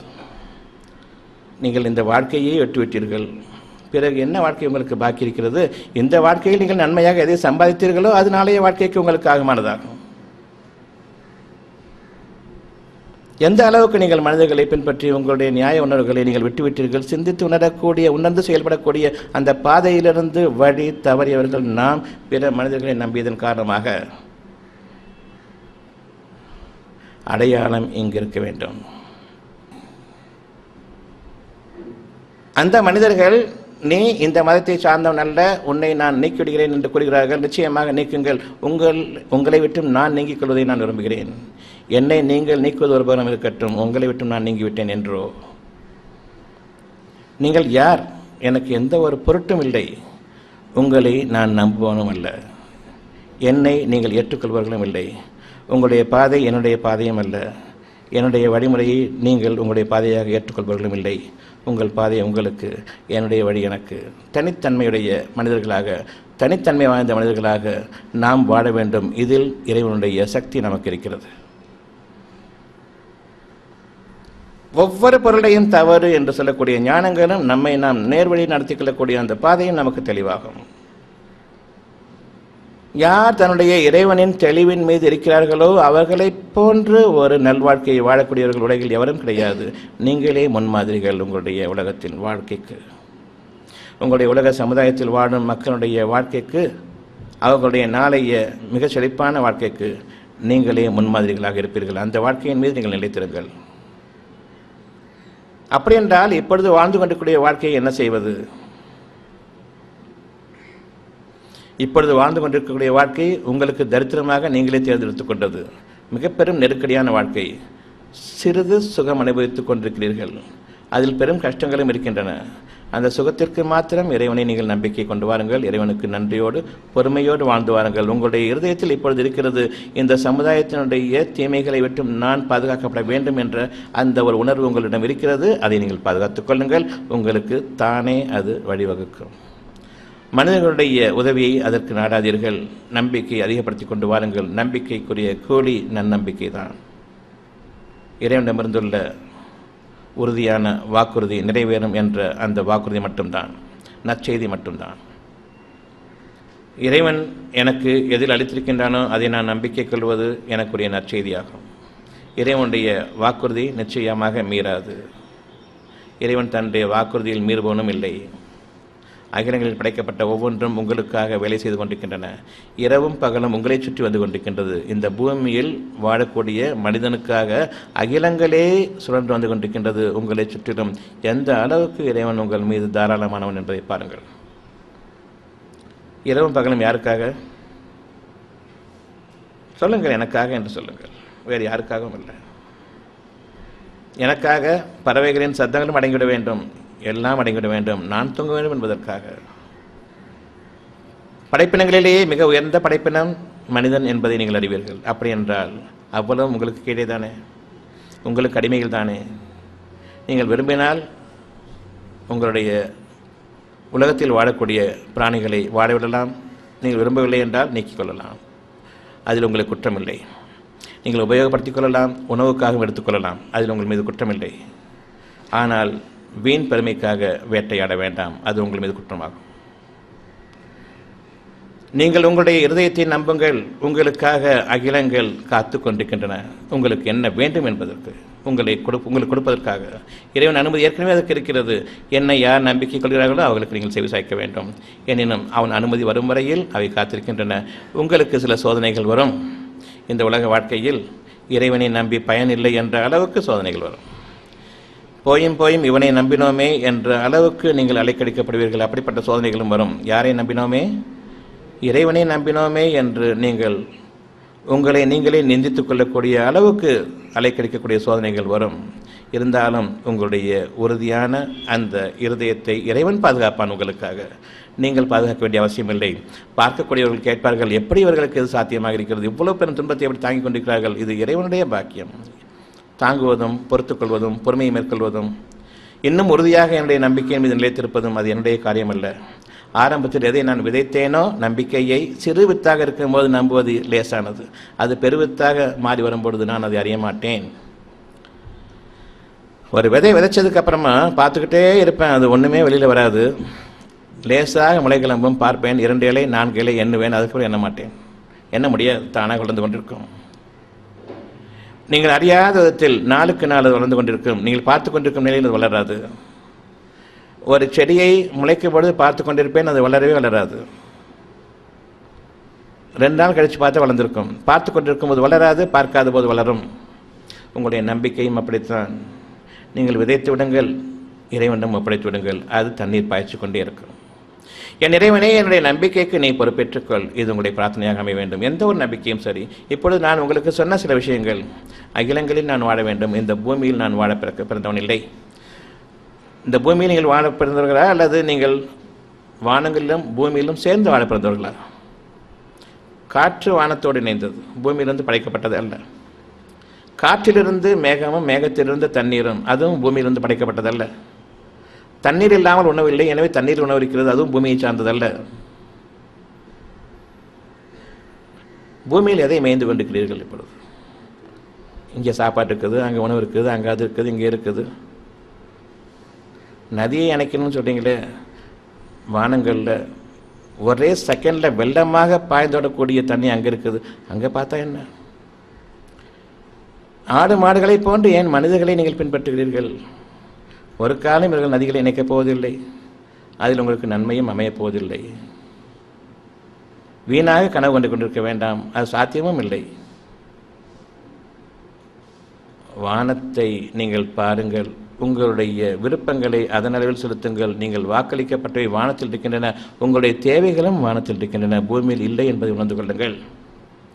வானத்திலிருந்து மழை இல்லை என்றால் நதி ஏது, ஆறுகள் ஏது, குளங்குட்டைகள் ஏது, கிணறுகள் ஏது? பூமிக்கு தண்ணீர் ஏது? பூமி செத்து போயிருமே. அதில் இருக்கக்கூடிய நீர் உறிஞ்சப்பட்டு விட்டால் ஓடும் நீரை உங்களுக்கு கொண்டு வருவன் யார்? கொட்டும் மழையை வானத்திலிருந்து உங்களுக்கு இறக்கி உங்களுடைய நிலத்தை, இறந்து போன நிலத்தை பசுமையாக்குவன் யார்? இறந்து போன பூமியை உயிர்ப்பிப்பவன் யார்? உங்களுடைய உயிரோட்டமான தண்ணீர் வானத்தில் இருக்கிறது, பூமியினுள் இல்லை. நிலத்தடி தண்ணீரில் நீங்கள் பார்த்தீங்கன்னு சொன்னால் அதில் ஏதாவது ஒரு மீன் குஞ்சு இருக்குமா? ஏன் இல்லை? அது உயிர் கொடுக்கக்கூடிய தண்ணீர் அல்ல என்பதை உணர வேண்டும். குளங்குட்டைகளில் மீன் இருக்குமா? அதில் இருக்கக்கூடிய உயிர் கூட இதில் இல்லை. ஆனால் உங்கள் அறிவு சொல்லுது அது பார்க்கறதுக்கு அசிங்கமாக இருக்குது, இது சுத்தமாக இருக்கிற மாதிரி இருக்குது. இது தண்ணீர். தண்ணீரை போன்று காட்டிவிட்டால் தண்ணீர் உங்களுக்கு. அதில் உயிர் இருக்குதா இல்லையான்னு கூட தெரியல. பாட்டிலில் தண்ணி அடைச்சி வச்சுருப்பாங்க, அந்த தண்ணியில் சுத்தமாக இருக்குது, க்ளீனாக இருக்குது, அது தண்ணியே இல்லைன்னு தெரியும். எப்போ ஒரு புழு பூச்சியாக இருக்குதோ அது தண்ணி, அதை குடிக்கணும் வடிகட்டிட்டு. புழு பூச்சி இருக்குது, கெட்டு பண்ண தண்ணி, இதில் புழு பூச்சியே இல்லை, நல்ல தண்ணி. புழு இருந்தால் அது நல்ல தண்ணியா? புழு கூட அதில் வாட முடியாத அளவுக்கு இருந்தால் அது நல்ல தண்ணியா? இந்த கெட்ட மனித சமுதாயத்தை விட்டும் என் இறைவனை என்னை பாதுகாத்துக்கொள், உங்களுடைய எண்ணமாக இருக்கட்டும். இருந்தாலும் உங்களை நீங்கள் இதுவரையில் அவர்களை சார்ந்தவர்களாக ஆக்கிக் கொண்டதன் காரணமாக சிறிது காலம் நீங்கள் உங்களுக்காக ஏற்படுத்திக் கொண்ட வாழ்க்கையை சுவைத்து பாருங்கள், அனுபவியுங்கள், இன்னும் கஷ்டத்தை அனுபவியுங்கள். அப்பொழுதுதான் திருந்திய நீங்கள் மீண்டும் படைத்தவர்கள் ஆக மாட்டீர்கள் என்பதற்காக. இறைவன் அறிவான் நீங்கள் எந்த அளவுக்கு கஷ்டப்படுத்தப்பட்டு விட்டால் பின்னர் நீங்கள் உங்களுக்கு உரிய நன்மைகள் அடையும் பொழுது நியாயமான வாழ்க்கை வாழ்வீர்கள் என்பது இறைவன் நன்கறிவான். எவ்வளோ கஷ்டப்படுத்தினால் திரும்பவும் பழைய நிலைக்கு தான் நீங்கள் மீளும் தெரிஞ்சிருந்தால் என்னென்னைக்கும் உங்களை மீளாத கஷ்டத்தில் ஆக்கிவிடுவான். நீங்கள் நினைத்து கொண்டிருக்கலாம், இவ்வளவு பிரார்த்தனை செஞ்சேன், ஏன் எனக்கு இன்னும் விடிவு வரல? விடிவு கொடுத்தா மீண்டும் அநியாயக்காரங்களாக மாறுவீங்க. நீங்கள் இறைவன் அறிவான் உங்களை பற்றி, நீங்கள் அறிய மாட்டீர்கள். எனவே நீங்கள் இறைவனுக்கு கீழ்ப்படியுங்கள். உங்களுக்கு நீங்களே பெரும் துரோகிகளாக மாறுவதிலிருந்தும் உங்களை பாதுகாத்துக் கொள்ள இறைவன் உங்களை பற்றி நன்கறிந்தவன். நீங்கள் யார் என்பதை உங்களுடைய அன்னையர்களின் வயிறுகளில் சிசுக்களாக இருக்கும் பொழுதே உங்களை பற்றி அவன் நன்கறிந்தவன். எனவே உங்களை எந்த அளவில் வளர்க்க வேண்டும் என்பதை அவன் அறிந்திருக்கின்றான். நீங்கள் அளவை மிஞ்சிவிட வேண்டாம். எந்த வாழ்க்கையை நீங்கள் வாழ்ந்து கொண்டிருக்கிறீர்களோ நிச்சயமாக அதில் அமைதி இருக்கிறது. நாளைய பெருவாழ்க்கையை நம்பித்தான் நீங்கள் சேர்ந்து கொண்டிருக்கிறீர்கள். உங்களுடைய எண்ணங்களின் அளவில் நீங்கள் உங்களுடைய வாழ்க்கையை பெரிய தாவலாக தாண்டிவிட வேண்டும் என்று, மலையின் சிகரத்திற்கு வந்துவிட வேண்டும் என்று நீங்கள் விரும்பக்கூடிய அந்த வாழ்க்கை உங்களுக்கு ஆகமானதல்ல, உங்களை சீரடித்துவிடும். இறைவன் உங்களை அனுமதிக்க மாட்டான். உங்கள் மீது பேரன்பு கொண்டவன். விட்டால் உங்களை பிடிக்க முடியாது என்பது தெரியும். மலையையும் தாண்டி அங்கேயும் தாங்க குதிச்சிருவீங்க அந்த பக்கம். அந்த அளவுக்கு வேகமாக போகக்கூடிய நீங்கள் எவ்வளோ வேகம் தெரியுமா? அது உச்சிக்கு வந்துட்டோம்னு தெரியாது.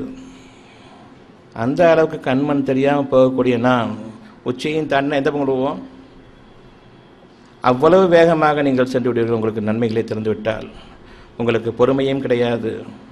கண்முடித்தனமாக பின்பற்றுபவர்கள், வழியையும் அறியாதவர்கள், தன்னுடைய பாதையில் தான் முயன்று சென்றால் வழி தெரியும். ஆனால் நீங்களோ தாவ ஆசைப்படுகிறீர்கள், இருட்டில் தாவ ஆசைப்படுகிறீர்கள், வழி தெரியாத நிலையில். உங்களுடைய நிலை என்ன? எனவே இறைவன் உங்களுடைய வாழ்க்கையை நிச்சயமாக அடக்கி ஆள்வோனாக இருக்கின்றான். நீங்கள் விரும்பினாலும் விரும்பாவிட்டாலும் உங்களுடைய போக்கில் விட்டால் என்ன கதியாவீர்கள் என்பது இறைவனுக்கு தெரியும். நீங்கள் அறியாத நிலையில் உங்களை விட்டுவிட அவன் விரும்பவில்லை. எனவே நீங்கள் உங்களுடைய இறைவனுக்கு அஞ்சிக் கொள்ளுங்கள். உங்களுடைய இறைவனை போற்றி புகழுங்கள். எந்த அளவுக்கு நீங்கள் கீழான நிலையில் பொருளாதாரத்தில் இருக்கிறீர்களோ அந்த அளவுக்கு நீங்கள் இறைவனை நன்றியோடு நினைவு கூறுங்கள். உங்களுடைய தகுதி அதுதான் என்பதை நினைத்துக் கொள்ளுங்கள். யாருக்கு வாழ விட்டிருக்கின்றானோ அந்த ஒரு வாழ்க்கையை உங்களுக்கு கொடுத்து விட்டால் அவர்களை விட நீங்கள் மோசமானவர்களாக இருப்பீர்கள் என்பதை இறைவன் நன்கறிகின்றான். எனவே உங்களுடைய வாழ்க்கையில் எந்த அளவில் நீங்கள் வாழ்ந்து கொண்டிருக்கிறீர்களோ அந்த அளவை கொண்டு வாழ்ந்து வாருங்கள். உள்ளத்தால் நீங்கள் தேவையற்றவர்களாகவும் சீமான்களாகவும் வாழ வேண்டும் என்ற அந்த விருப்பத்தை மேற்கொள்ளுங்கள். நம்பிக்கை கொள்ளுங்கள். இறைவன் தன் நாட்டப்படி உங்களை அந்த பாதையில் வழிநடத்துவான். நீங்கள் அடைய விரும்புவதை உங்களுடைய தன்மையை கொண்டு, அவன் உங்களுக்கான காலத்தை நிர்ணயிக்கின்றான். அந்த காலத்தின் மீது சத்தியமாக உங்களுடைய குணாதிசயங்கள் மாறும். இறைவனுக்கு நன்றியோடு இருப்பீர்கள். நீங்கள் மனிதர்களிடம் தர்மவான்களாக இருப்பீர்கள். மனிதர்களுக்கு அநியாயம் செய்யாதவர்களாக வாழ்வீர்கள். நன்மையை கொண்டு வாழ்வீர்கள். பெருமை கொண்டு அலைய மாட்டீர்கள். எனவே நீங்கள் தர்மவான்களாக ஆகும் பொருட்டு இறைவன் உங்களை அடக்கியாள ஆசைப்படுகின்றான். நீங்கள் எந்த நிலைமையில் வாழ வைக்கப்பட்டீர்களோ அதுவே உங்களுக்கு சிறந்த வாழ்க்கை. உங்களுக்கு அதற்கு மேலும் வேண்டும் என்று இருக்கும் பொழுது அந்த பாதையை நீங்கள் தேடாதீர்கள், இறைவனிடம் ஒப்படையுங்கள். உங்களுடைய நம்பிக்கையை மட்டும் நீங்கள் எதை விரும்புகிறீர்களோ அதன் மீது நீங்கள் நிலைநிறுத்துங்கள். வாழ்க்கை இப்பொழுது லேசானதாக இருக்கிறதா அல்லது கஷ்டமானதாக இருக்கிறதா புரிந்து கொள்வதற்கும் தெரிந்து கொள்வதற்கும்? உங்களுக்கு இன்னைக்கு என்ன குறை இருக்குது? எதுக்காக நீங்கள் இவ்வளவு அவசரப்படுறீங்க? கொஞ்சம் யோசிச்சு பாருங்கள். இன்னைக்கு வாழ்க்கைக்கு என்ன குறை இருக்குது? நாளைக்கு வாழ்க்கைக்கு இல்லைங்கிறதான குறை. நாளைய வாழ்க்கைக்கு நீங்கள் இருப்பீங்களான்னு தெரியுமா உங்களுக்கு? எந்த அடிப்படையில் கேட்குறீங்க நாளைய வாழ்க்கையை? எந்த அளவுக்கு உறுதியாக இருக்கீங்க நாளைக்கு வாழ்ந்துருவாங்க? உண்மையை கொண்டு அதன் மீது நீங்கள் நிலைத்திருங்கள். நாளைய வாழ்க்கைக்கு உங்களுக்கு எந்த விதமான அதிகாரமும் இல்லை, அதிகாரம் கொடுக்கப்படவும் இல்லை. எனவே நீங்கள் உங்களுடைய இறைவனுக்கு முந்திக் கொள்ளாதவர்களாக, பொறுமையை கொண்டு அடங்கியவர்களாக வாழ்வீர்களா என்பதை இறைவன் உங்கள் மீது நிச்சயமாக கண்காணிப்பவனாக இருக்கின்றான். நாளைய வாழ்க்கையின் மீது நீங்கள் நம்பிக்கை கொண்டு விடுங்கள். நிச்சயமாக அந்த நம்பிக்கையினுடைய காலம் விதிக்கப்பட்டதாக ஆகிவிட்டது. உங்கள் மீது நிகழ்ந்தே தீரும். மனிதர்களுடைய வழிமுறைகளை பின்பற்றி இன்று இருக்கக்கூடிய ஒரு காரியத்தை, இந்த வாழ்க்கையை நீங்கள் அகலமாக்கிக் கொள்ள விரும்ப வேண்டாம், அதிகமாக்கிக் கொள்ள விரும்ப வேண்டாம். துன்பங்கள் இருக்கிறது, இறைவன் அறிவான். நிச்சயமாக உங்களை விட மேலாகவே அறிவான். ஒவ்வொரு நாளும் நான் என்னுடைய விருப்பத்தை நாடியவனாக, இன்றைய வாழ்க்கையில் நான் எனக்கே தேடிக்கொண்ட இந்த கெட்ட வாழ்க்கையில் நான் என்னை அனுமதித்துக் கொண்டதன் காரணமாக இந்த ஒரு நல்லெண்ணம், என் மீது நான் கொண்டிருக்கக்கூடிய இந்த தர்ம எண்ணம் நிலைவரக்கூடிய காலத்தின் மீது சத்தியமாக நம்பிக்கை கொண்டு, பொறுமையை கொண்டும் உண்மையை கொண்டும் எனக்கு நான் மீண்டும் மீண்டும் நினைவுறுத்தப்பட்டவனாக வாழ்ந்து வரும் காலமெல்லாம் நான் விதைத்த இந்த வித்து நிச்சயமாக ஒரு நன்மரமாக வளர இருக்கின்றது. அதன் வேர்கள் நன்றாக ஊன்றிவிடும் உங்களுடைய இருதயத்தில். அதன் பலன்களை நீங்கள் அனுபவிக்கக்கூடிய காலம் வெகு சமீபத்தில் இருக்கிறது. எனவே நீங்கள் உங்களுடைய வாழ்க்கையில் எதை நீங்கள் ஆக்கிக் கொண்டீர்களோ அந்த வாழ்க்கையில் வாழ்ந்து வாருங்கள். அதில் நிம்மதியும் அமைதியும் நிச்சயமாக அமைத்திருக்கின்றான். நாளைய வாழ்க்கைக்கும் அதை பெருக்கிக் கொள்ள வேண்டும் என்று அதே வழிமுறையில் ஆசைப்படும் பொழுது உங்களுக்கு பெரும் துன்பங்கள் இருக்கின்றன என்பதையும் நீங்கள் அஞ்சிக் கொள்ளுங்கள். வேண்டாம், மனிதர்களை பின்பற்றாதீர்கள். அந்த வாழ்க்கையில் அமைந்து விட்டீர்கள். வாழ்ந்து வந்திருக்கூடிய வாழ்க்கையில் பொறுமையை மேற்கொள்ளுங்கள். விரும்பக்கூடிய வாழ்க்கையிலும் பொறுமையை மேற்கொள்ளுங்கள். நம்பிக்கையோடு பொறுமையை மேற்கொள்ளுங்கள். இறைவனை நம்புங்கள். இறைவன் எங்கு இருக்கின்றான் என்பதை உணருங்கள். எங்கு உங்களுக்கு இறைவனுடைய வாக்குகள் இறக்கப்படுகின்றதோ அங்கு இறைவன் இருக்கின்றான். எங்கு எண்ணங்கள் படைக்கப்படுகின்றதோ படைக்கும் இடத்தில் படைப்பாளன் இருக்கின்றான்.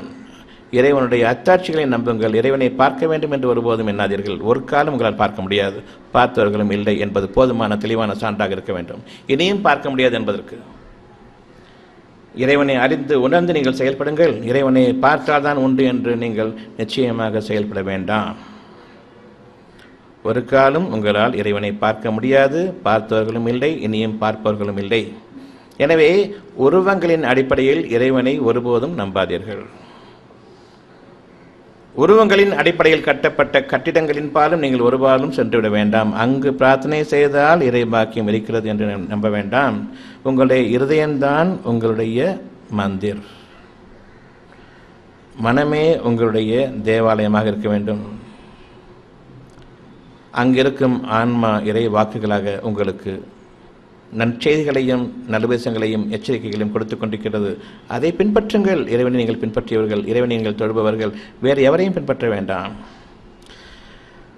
மனிதர்களையே பின்பற்ற வேண்டாம் என்று சொன்ன பிறகு நீங்கள் மத போதகர்களை, மதம் என்றால் வெறித்தனம் என்பதாகும்.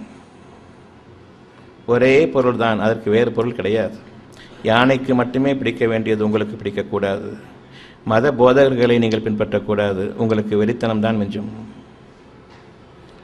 உங்களுடைய இறை வாக்குகளை பின்பற்றுங்கள். அழகான வாழ்க்கைக்காக தனித்தனி மனிதனாக தன்னுடைய வாக்கை நம்பி நீங்கள் உங்களுடைய எதிர்காலத்தை எதிர்நோக்கியிருங்கள். அங்கு நீங்கள் தேவையற்றவர்களாக மாற்றப்பட்டு சீமான்களாக வாழ வைக்கப்படுவீர்கள். அந்த வாழ்க்கையின் மீது நீங்கள் நம்பிக்கை கொள்ளுங்கள். எந்த ஒரு மனிதனையும் பின்பற்ற வேண்டாம். தனித்தன்மையுள்ள மனிதனாக நீங்கள் வாழ்ந்து வாருங்கள். நீங்கள் ஆட்டு மந்தைகளாக படைக்கப்படவில்லை. நான் மற்ற மனிதர்களை பின்பற்றுகிறேன் என்று நீங்கள் கூறுங்கள். நீங்கள் மனிதர்களாக இருக்க வேண்டாம். ஒரு ஆடு, மாடு, கழுதை, குதிரை, பூனை அப்படி ஆயிடுங்க. மனிதன் ஏன் மனிதனாக இருக்கின்றான் என்றால் அவன் தன்னை நம்புகிறான். என்ன தன்னை நம்புகின்றான்? தான் எதன் மீது நம்பிக்கை கொண்டிருக்கின்றோமோ அதனை நம்புகின்றான். எதன் மீது நம்பிக்கை கொண்டிருக்கின்றான்? தன் மீது இறக்கப்பட்ட அந்த நற்செய்திகளை நம்பிக்கை கொள்கிறான். ஏன் நம்பிக்கை கொள்கிறான்? அது இறைவாக்காக இருப்பதன் காரணமாக. இறைவனை நீங்கள் அதிகமாக தியானிப்பதை கொண்டு உங்களுடைய மனம் அமைதி பெறுகின்றது. இன்றைய வாழ்க்கையிலும் அமைதி பெறுகின்றது. நீங்கள் விரும்பக்கூடிய நாளைய வாழ்க்கையின் மீதும் அது உறுதியானது என்பதன் மீது நீங்கள் நம்பிக்கை கொண்டவர்களாக அமைதியடைய செய்கின்றது. யாரொருவன் இறைவனை நினைப்பதை விட்டும் பின்வாங்கி கொண்டானோ அவர்களை நீங்கள் புறக்கணித்து விடுங்கள். அவர்கள் வடிகட்டவர்கள். இறைவன் உங்களை மன்னிப்பவனாக இருக்கின்றான். இன்றளவும் மன்னித்துக் கொண்டிருக்கின்றான். இனியும் மன்னிப்பவனாக இருக்கின்றான். மன்னிப்பதில் அவன் தாராளமானவன். நீங்களும் இறைவனை பின்பற்றுங்கள். மனிதர்களை குற்றம் குறைகள் கூற வேண்டாம். நானாக எனக்கு ஏற்படுத்தி கொண்ட ஒரு கேடான எண்ணத்தின் மீது மனிதர்களை நம்பி நான் என் வாழ்க்கையை அமைத்துக் கொண்டேன். மனிதர்கள் அவ்வளவு பேரும் வழிகேடர்கள், தங்களுடைய சுயநலத்தை பார்ப்பவர்கள் என்பது உங்களுக்கு தெரியும். எப்படி நம்பினீர்கள்? யார் மீது குற்றம்? இப்பொழுது மனிதன் அவன் வாக்கு கொடுத்தான், ஆமாம் வாக்கு கொடுத்தேன். மீறிவிட்டான், ஆமாம் மீறிவிட்டேன், நான் பலவீனமானவன் தான். வாக்கு கொடுக்கும் பொழுது எனக்கு ஏதோ இருந்தது, நிறைவேற்றக்கூடிய காலம் வரும்போது என்று ஒன்றுமே இல்லை, நான் என்ன செய்வேன்? உங்களுக்கு தெரியாது. மனிதன் இன்று ஒரு நிலையில் இருப்பான், நாளை இன்னொரு நிலையில் இருப்பான். எப்படி நீங்கள் அவனுடைய வாக்கை தேவ வாக்காக எண்ணிக்கொண்டீர்கள்? அவன் இயலாதவன் என்பதுதான் உங்களுக்கு தெரியுமே. பலவீனமானவன் என்பதும் உங்களுக்கு தெரியுமே. பலவிதமான மனிதர்களுடைய தூண்டுதல்களால் அவன் ஆட்பட்டவன் என்பதும் உங்களுக்கு தெரியுமே. எப்படி நம்பினீர்கள்? அவன் எனக்கு துரோகம் செய்து விட்டான். இல்லை, நீங்கள் இறைவனுக்கே முதலில் துரோகம் செய்தீர்கள். இறைவனை தவிர வேறு எவரையும் நம்ப வேண்டாம் என்று கூறிய பிறகு மனிதனை நீங்கள் நம்பினீர்கள். அவனுக்கு எல்லா சக்தியும் இருப்பதை போன்றவும் அவன் தெய்வம் என்று நீங்கள் நம்பிக்கை கொண்டு அவனுடைய வாக்குறுதியை நம்பினீர்கள். எதன் அடிப்படையில் அவனை நீங்கள் தெய்வமாக ஆக்கிக்கொண்டீர்கள்? உங்களுடைய தீமைகளுக்கு நீங்கள் உங்களையே நீங்கள் வஞ்சித்துக் கொண்டீர்கள். யாரொருவரையும் நீங்கள் குற்றங்களோ குறைகளோ கூறக்கூடாது. இது உங்களுடைய வாழ்க்கையில் நீங்கள் தூய்மையாளர்களாக மாறுவதற்கு முதல் படியாகும். மனிதர்களை நம்ப வேண்டாம். அவர்கள் மீது இரக்கம் காட்டுங்கள். அவர்கள் பலவீனமானவர்கள். ஏதோ ஒரு உற்சாகத்தில் ஒரு வேகத்தில் வாக்குகளை அள்ளி வீசிவிடுவார்கள், அதை நிறைவேற்றுவார்கள் என்று நீங்கள் நம்ப வேண்டாம். காலத்தின் மீது அவர்கள் நிலை மாறும். அப்பொழுது அவர்கள் தங்களுடைய வாக்குறுதியை பேண முடியாதவர்கள் இருப்பார்கள். அப்பொழுது அவர்கள் மீது இறக்கப்படுங்கள். அவர்களுடைய பாவங்களுக்காக மன்னிப்பு தேடுங்கள். வாக்குறுதியை நிறைவேற்ற தவறியமைக்காக இறைவன் புறத்திலிருந்து அவர்களுடைய பாவங்களுக்கு மன்னிப்பு தேடுங்கள். இறைவன் உங்களை தனக்கு நெருக்கமானவனாக ஆக்கிக் கொள்கிறான். உங்களை அவன் நேசிக்கின்றான். உங்களுடைய வாக்குகளுக்கு நீ அனுமதி இருக்கிறது. அவன் உங்கள் மீது நிச்சயமாக பேரன்பு கொண்டவன். உங்களை எவ்வாறு மன்னிக்கின்றானோ அவனை நீங்கள் பின்பற்றுங்கள். அவனை பின்பற்றி நீங்கள் மனிதர்களை மன்னிப்போராய் வாழ்ந்து வாருங்கள். மனிதர்களை கொடியவர்களைப் போன்று குற்றம் குறைகள் பிடிப்பதை நீங்கள் நிச்சயமாக உங்களுடைய வாழ்க்கைக்கு ஆக்கிக்கொள்ள வேண்டாம். இறைவன் அதை விரும்ப மாட்டான். நீதிமான்களை நேசிக்கின்றான். யார் நன்மையை ஏற்றுக்கொண்டார்களோ அவர்கள் நீதிமான்கள். உங்களை நான் தெய்வமாக ஏற்றுக்கொள்வேனா? ஏற்றுக்கொண்டால் நிச்சயமாக நான் தவறெடுத்து விட்டேன். உங்களுடைய வாக்குறுதியை நான் நம்பலாமா? நம்பக்கூடாது. நம்பினால் நான் யாரை நம்புகிறேன் என்பது எனக்கு தெரியவில்லை. விளங்காதவனாக நான் இருக்கிறேன், எனவே நான் மனிதனை நம்பினேன். பிறகு குற்றங்குறைகள் கண்டுபிடிக்கலாமா? இப்பொழுதுதான் நான் சிந்தித்து உணர்ந்திருக்க வேண்டும். மனிதன் பலவீனமானவன் தான். நம்பியது என் தவறு என்பதை இப்பொழுது நீங்கள் தர்மவான்கள், நீதிமான்கள், நிலைத்திருக்கக்கூடிய நற்செயல்கள் மீது ஈடுபடுபவர்கள், சிந்தித்துணர்ந்து நன்மையை நீங்கள் ஏற்றுக்கொண்டு தீமையை உங்களை விட்டு நீக்கிக் கொள்பவர்கள். தர்மம் என்பது என்ன என்று புரிகிறதா? பணம் காசு கொடுப்பது தர்மம் அல்ல. அன்னதானம் செய்வது தர்மம் அல்ல. உடைகள் கொடுப்பது தர்மம் அல்ல. அதையும் கொடுங்கள், ஆனால் தர்மம் அல்ல. அதற்கு மேலாக நீங்கள் திருந்துங்கள், அங்கு தர்மம் இருக்கிறது. இப்பொழுது உங்களுடைய வாழ்க்கையில் நீங்கள் யாரை நம்ப வேண்டும்? இறைவனை நம்ப வேண்டும். எப்படி நம்புவது? இறைவனுடைய வாக்குகளை நம்ப வேண்டும். அந்த வாக்குகள் எங்கிருக்கின்றன? என்னுடைய இருதயத்தில் நற்செய்திகளாக இறங்கிக் கொண்டிருக்கின்றன. ஏன் அது இறைவாக்கு? மனிதர்களால் அதை நிறைவேற்றி தர முடியாது. மனிதர்களால் முடியாதது படைப்பாளன் தெய்வம் ஒருவனால் மட்டுமே தான் முடியும் என்பதை நம்பிக்கை கொள்கின்றேன். எனவே நான் என் இருதயத்தில் எது நன்மையாக, நேர்மையாக, நியாயமானதாக இருக்கின்றதோ அதை நம்பிக்கை கொள்கின்றேன். எது அதற்கு புறம்பாக இருக்கின்றதோ அதை நான் நம்பிக்கை கொள்ள மாட்டேன். இது தெய்வ வழிபாடாகும். இதற்கு மிஞ்சிய ஒரு வழிபாடு இல்லை. இறைவனை நான் பின்பற்றுகின்றேன். எப்படி? நம்பிக்கை கொண்டேன், பொறுமையை காத்திருக்கின்றேன். இறைவனை நான் நம்பிக்கை கொண்ட பிறகு பொறுமையோடு காத்திருக்கும் காலமெல்லாம் நான் இறைவனை பின்பற்றுகின்றேன். இறைவனை அதிகமாக நான் நினைக்கிறேன். என்னுடைய இன்றைய வாழ்க்கைக்கு இறைவன் நிச்சயமாக பாதுகாப்பு அளித்துக் கொண்டிருக்கின்றான். அவனுடைய உதவி இல்லாமல் என்னுடைய வாழ்க்கை நிறைவேறிக் கொண்டிருக்கவில்லை. என்னுடைய தகுதிகளை இறைவன் நன்கறிந்தவன். எனவே நான் என் தகுதிகளில் மீறிவிடாமல் இருக்கும் பொருட்டு, நான் அநியாயம் செய்வர்களாகிவிடாமல் இருக்கும் பொருட்டு வாழ்க்கை வசதிகளை எனக்கு கட்டுப்படுத்தியிருக்கின்றான். அந்த கட்டுப்பாட்டில் தான் நான் ஒரு மனிதனாக வாழ்ந்து கொண்டிருக்கின்றேன். அதாவது இறைவனுக்கு பொருத்தமான, எனக்கே தர்மமுள்ள ஒரு வாழ்க்கையை நான் வாழ்ந்து கொண்டிருப்பது இந்த கட்டுப்பாட்டில் தான். எனக்கு வாழ்க்கை தேவைகளையும் பொருள் ஆதார வசதிகளையும் எனக்கு அதிகரித்து விட்டால் நிச்சயமாக பூமியில் நான் அநியாயம் செய்பவனாகவும் அடிச்சாட்டியம் புரியவனாக மாறிவிடுவேன். இறைவன் என்னை பற்றி நன்கறிந்தவன், நான் என்னை அறிந்திருப்பதை விட. எனவே நான் இறைவனுக்கு கட்டுப்படுகின்றேன். இறைவன் உங்களை பற்றி திருப்தியடைகின்றான். நான் தர்மவானாக இருக்கின்றேன். அதாவது எனக்கு நான் நன்மையை செய்யக்கூடியவனாகவும் எனக்கு நானே தீமை செய்து கொள்ளாதவனாக இருக்கின்றேன். மனிதர்களை நான் நம்ப மாட்டேன். மனிதர்கள் பெரும்பாலும் வழிகேடர்களாக இருக்கிறார்கள். மனிதர்களை வஞ்சித்து வாழ்பவர்களாக இருக்கிறார்கள். சுயநலவாதிகளாக இருக்கிறார்கள். அறிந்தே அவர்களை நம்புவது தவறு. எனவே நான் நம்பிக்கை கொள்ள மாட்டேன். இறைவன் இன்னும் என்னை பற்றி திருப்தியடைகின்றான். நான் மனித சமுதாயத்தை மட்டும் யார் என்று அறிந்து கொள்ளவில்லை, என்னையே மனித சமுதாயத்தில் நினைத்துக்கொண்டு நானும் அவர்கள் ஒரு அங்கத்தின் தான் என்பதை உணர்ந்த நிலையில் நான் பிறரிடம் நிச்சயமாக வாழ்க்கை வழிமுறைகளை பற்றி அவர்களிடம் கேட்கவும் மாட்டேன், அவர்களை நம்பவும் மாட்டேன், என்னையும் பிறரை நம்பும்படி சொல்லவும் மாட்டேன். அந்த அநியாயத்தை நான் என்னுடைய வாழ்க்கையில் செய்ய மாட்டேன். நாளைய வாழ்க்கையை பற்றி நான் அறிய மாட்டேன். எனவே நாளைய வாழ்க்கையை பற்றிய வாக்குறுதி அளிப்பதில் நிச்சயமாக எனக்கு தீமை இருக்கின்றது, சமுதாயத்திலும் தீமை இருக்கின்றது என்பதை உணர்ந்தவனாக தர்மம் என்ற அந்த ஒன்றை நிலைநாட்டுவனாக நான் வாழ்ந்து வருகின்றேன். நிச்சயமாக நீதிமான்களை இறைவன் நேசிக்கின்றான். இந்த வகுப்பு நமக்கு நாளைய வாழ்க்கைக்கான ஒரு திறவுகோள். இத்துடன் இந்த வகுப்பு முடிவடைகிறது. இனி குறிப்பிட்ட சில கேள்விகளுக்கு பதில். தர்மத்தை பற்றி விளக்கவும், இரவு நேரத்தில் எனக்கு சக்தி வெளியாகிறது.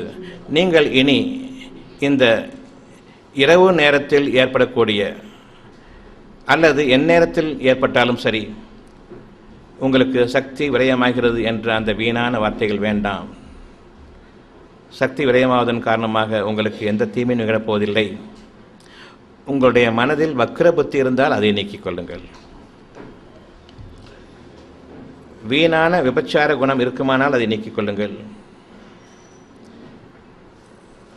பிறர் உடைமைகளின் மீது அநியாயமாக மனச்சைகளை கொண்டிருப்பீர்களானால் அதிலிருந்து விலகிக் கொள்ளுங்கள். இதில் தான் உங்களுக்கு பலவீனம் ஏற்படுகிறது தவிர சக்தி விரயமாவதன் காரணமாக பலவீனம் ஏற்படாது. இவ்வளவு இருந்தும் மனச்சைகளிலிருந்து விடுபட முடியவில்லை, என் மனச்சைகளிலிருந்து என்னை நான் பாதுகாத்துக் கொள்ள முடியவில்லை என்பது உங்களுடைய எண்ணமாக இருக்குமானால் இறைவன் மன்னிப்பவன். இறைவனும் பாதுகாப்பு தேடுங்கள். மனிதர்களுடைய கூட்டுக்களை நம்ப வேண்டாம். உங்களுக்கு எது தேவையாக இருக்கின்றதோ அதற்கு இறைவன் போதுமானவன். எனக்கு என்னுடைய சக்தி விரயமாகக்கூடாது. மனச்சைகளிலிருந்து நான் விடுபட முடியவில்லை, ஆனால் விடுபட வேண்டும். ஆற்றல் மிக்கவன் ஒருவன் தான், படைத்தவன் அவன்தான், என்னை இயக்குபவன் அவன்தான், என் உறுப்புகளின் பாதுகாவனும் அவன்தான். அவனிடமே நான் பொறுப்பேற்படுத்துகின்றேன். என் இறைவனே, என்னை என் பொறுப்பில் விட்டுவிடாதே. என்னை நீயே அடக்கியாள்வனாக இருக்கின்றாய். இன்னும் என்னை சோதனைக்குள்ளும் ஆக்கிவிடாதிருப்பாயாக. நன்மையான பாதையை எனக்கு இயற்கையாக அமைத்துக் கொடுப்பாயாக. என்னுடைய இயற்கை மனச்சைகளுக்கு ஆட்பட்டதாக ஆகிவிட்டது. மாற்றி அமைப்பதில் நீயே மிகச்சிறந்தவன், நீயே படைப்பாளன். கேளுங்கள், அதிகமாக தியானியுங்கள். உங்களுடைய நிலை என்று மாறிவிடும். உங்களுக்காக இப்பொழுது பிரார்த்தனையே முடிந்திருக்கிறது. இந்த பிரார்த்தனையை நீங்கள் மேற்கொள்ளுங்கள். உடம்பில் உள்ள நரம்புகள் மரத்து போனது போன்று சில்லென்று உள்ளது. என்ன செய்வது? உஷ்ணமாக வேண்டும். உங்களுடைய எண்ணம் இறைவாக்கு. உஷ்ணமாக வேண்டும் என்று இறைவாக்கு, அல்லது எனக்கு இந்த கஷ்டங்கள் வேண்டாம் என்பது இறைவாக்காக இருக்கிறது. நம்பிக்கை கொள்ளுங்கள். அந்த நம்பிக்கையில் நீங்கள் உறுதியாக உங்களுடைய வாழ்க்கையினுடைய ஆதாயம் இருக்கிறது என்பதை எண்ணி உணர்ந்தவர்களாக இறைவனிடமே பொறுப்பேற்படுத்துங்கள். பொறுமையை மேற்கொள்ளுங்கள். ஒவ்வொரு காரியத்திற்கும் இறைவன் புறத்திலிருந்து உங்களுக்கு நிகழ வேண்டியது நிகழ்வதற்காக ஒரு குறித்த காலத்தவணையின் மீது நீங்கள் வாட இருக்கிறீர்கள். ஒவ்வொரு பொருளுக்கும் ஒரு காலத்தவணை இருக்கின்றது. அந்த காலத்தானின் மீது நீங்கள் பொறுமையை மேற்கொள்ளுங்கள். நீங்களாக முனைய வேண்டாம், உங்களால் முடியாது. நான் பெரும் வடிகேடனாக இருக்கின்றேன், பிறருடைய உடைமைகளையும் பொருள்களையும் நான் விரும்புகின்றேன், மானக்கேடாகவே மனைச்சிகளை பின்பற்றுகின்றேன், அந்தரங்கமான பாவங்களும் எனக்கு இருக்கின்றன, என்னால் விடுபட முடியாது. ஒவ்வொருவருக்கும் அதே நிலைதான். ஆனால் விடுபட வேண்டும். முடியாததை முடித்து காட்டுபவன் இறைவன் ஒருவன் தான். என் இறைவனே, என்னுடைய இந்த தேவைகளுக்கு நீ பொறுப்பேற்றுக் கொள்வாயாக. அவ்வளவுதான். இனி அது அவனுடைய பொறுப்பு, உங்களுடைய பொறுப்பு அல்ல. இனி நீங்கள் குற்றம் பிடிக்கப்பட மாற்றீர்கள். படிப்படியாக உங்களுடைய மானக்கேடுகள் உங்களை விட்டு நீங்கி வரும்.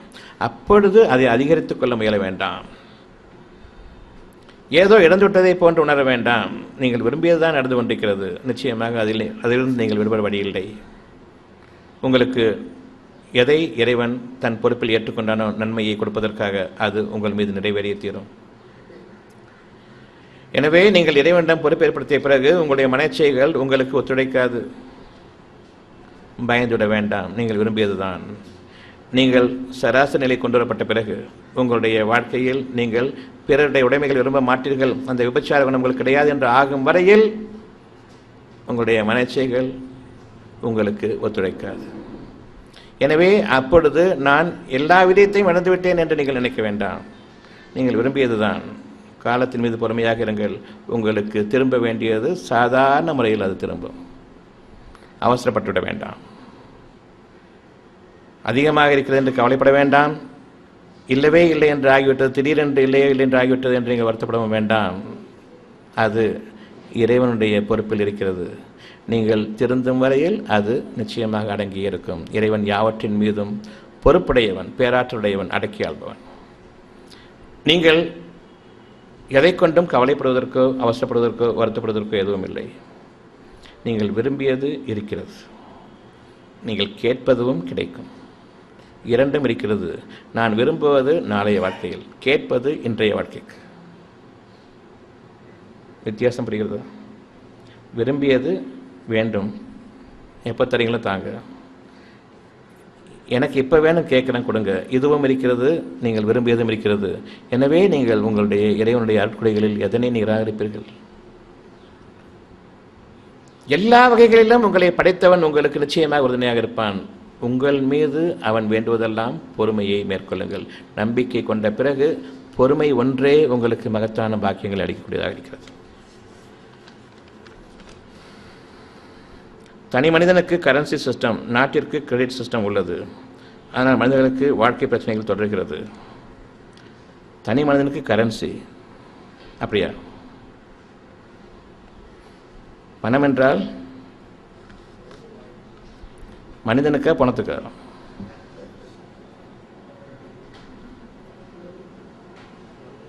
மனிதர்களை நம்பாதீர்கள், கிறுக்கர்கள்.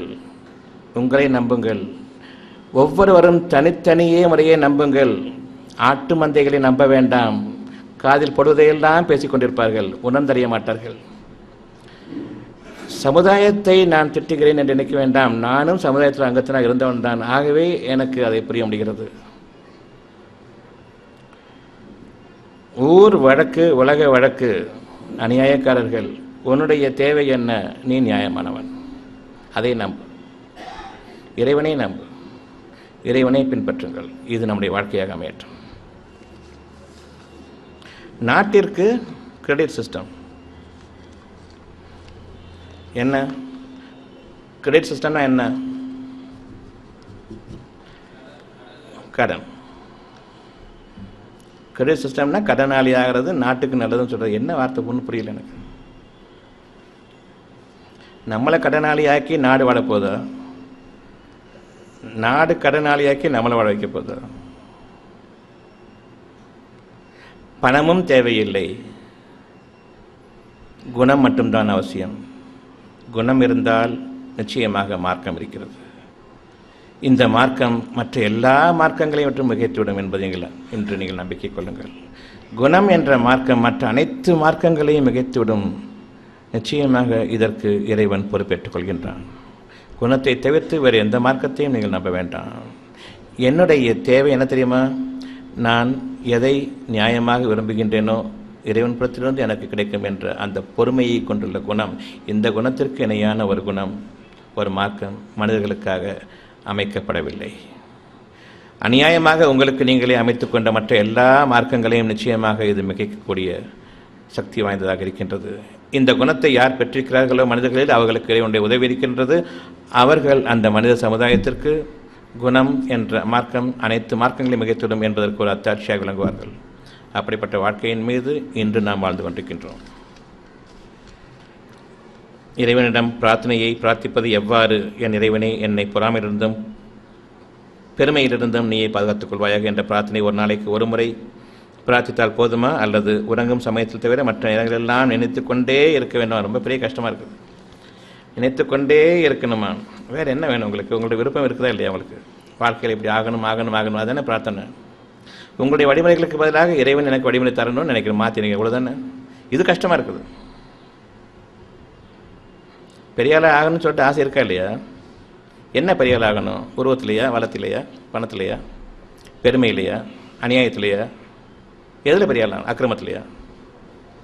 என்னுடைய நிம்மதியில் நான் நிறைவானவனாக ஆக வேண்டும். இவ்வளோதானே உங்களுக்கு வேணும்.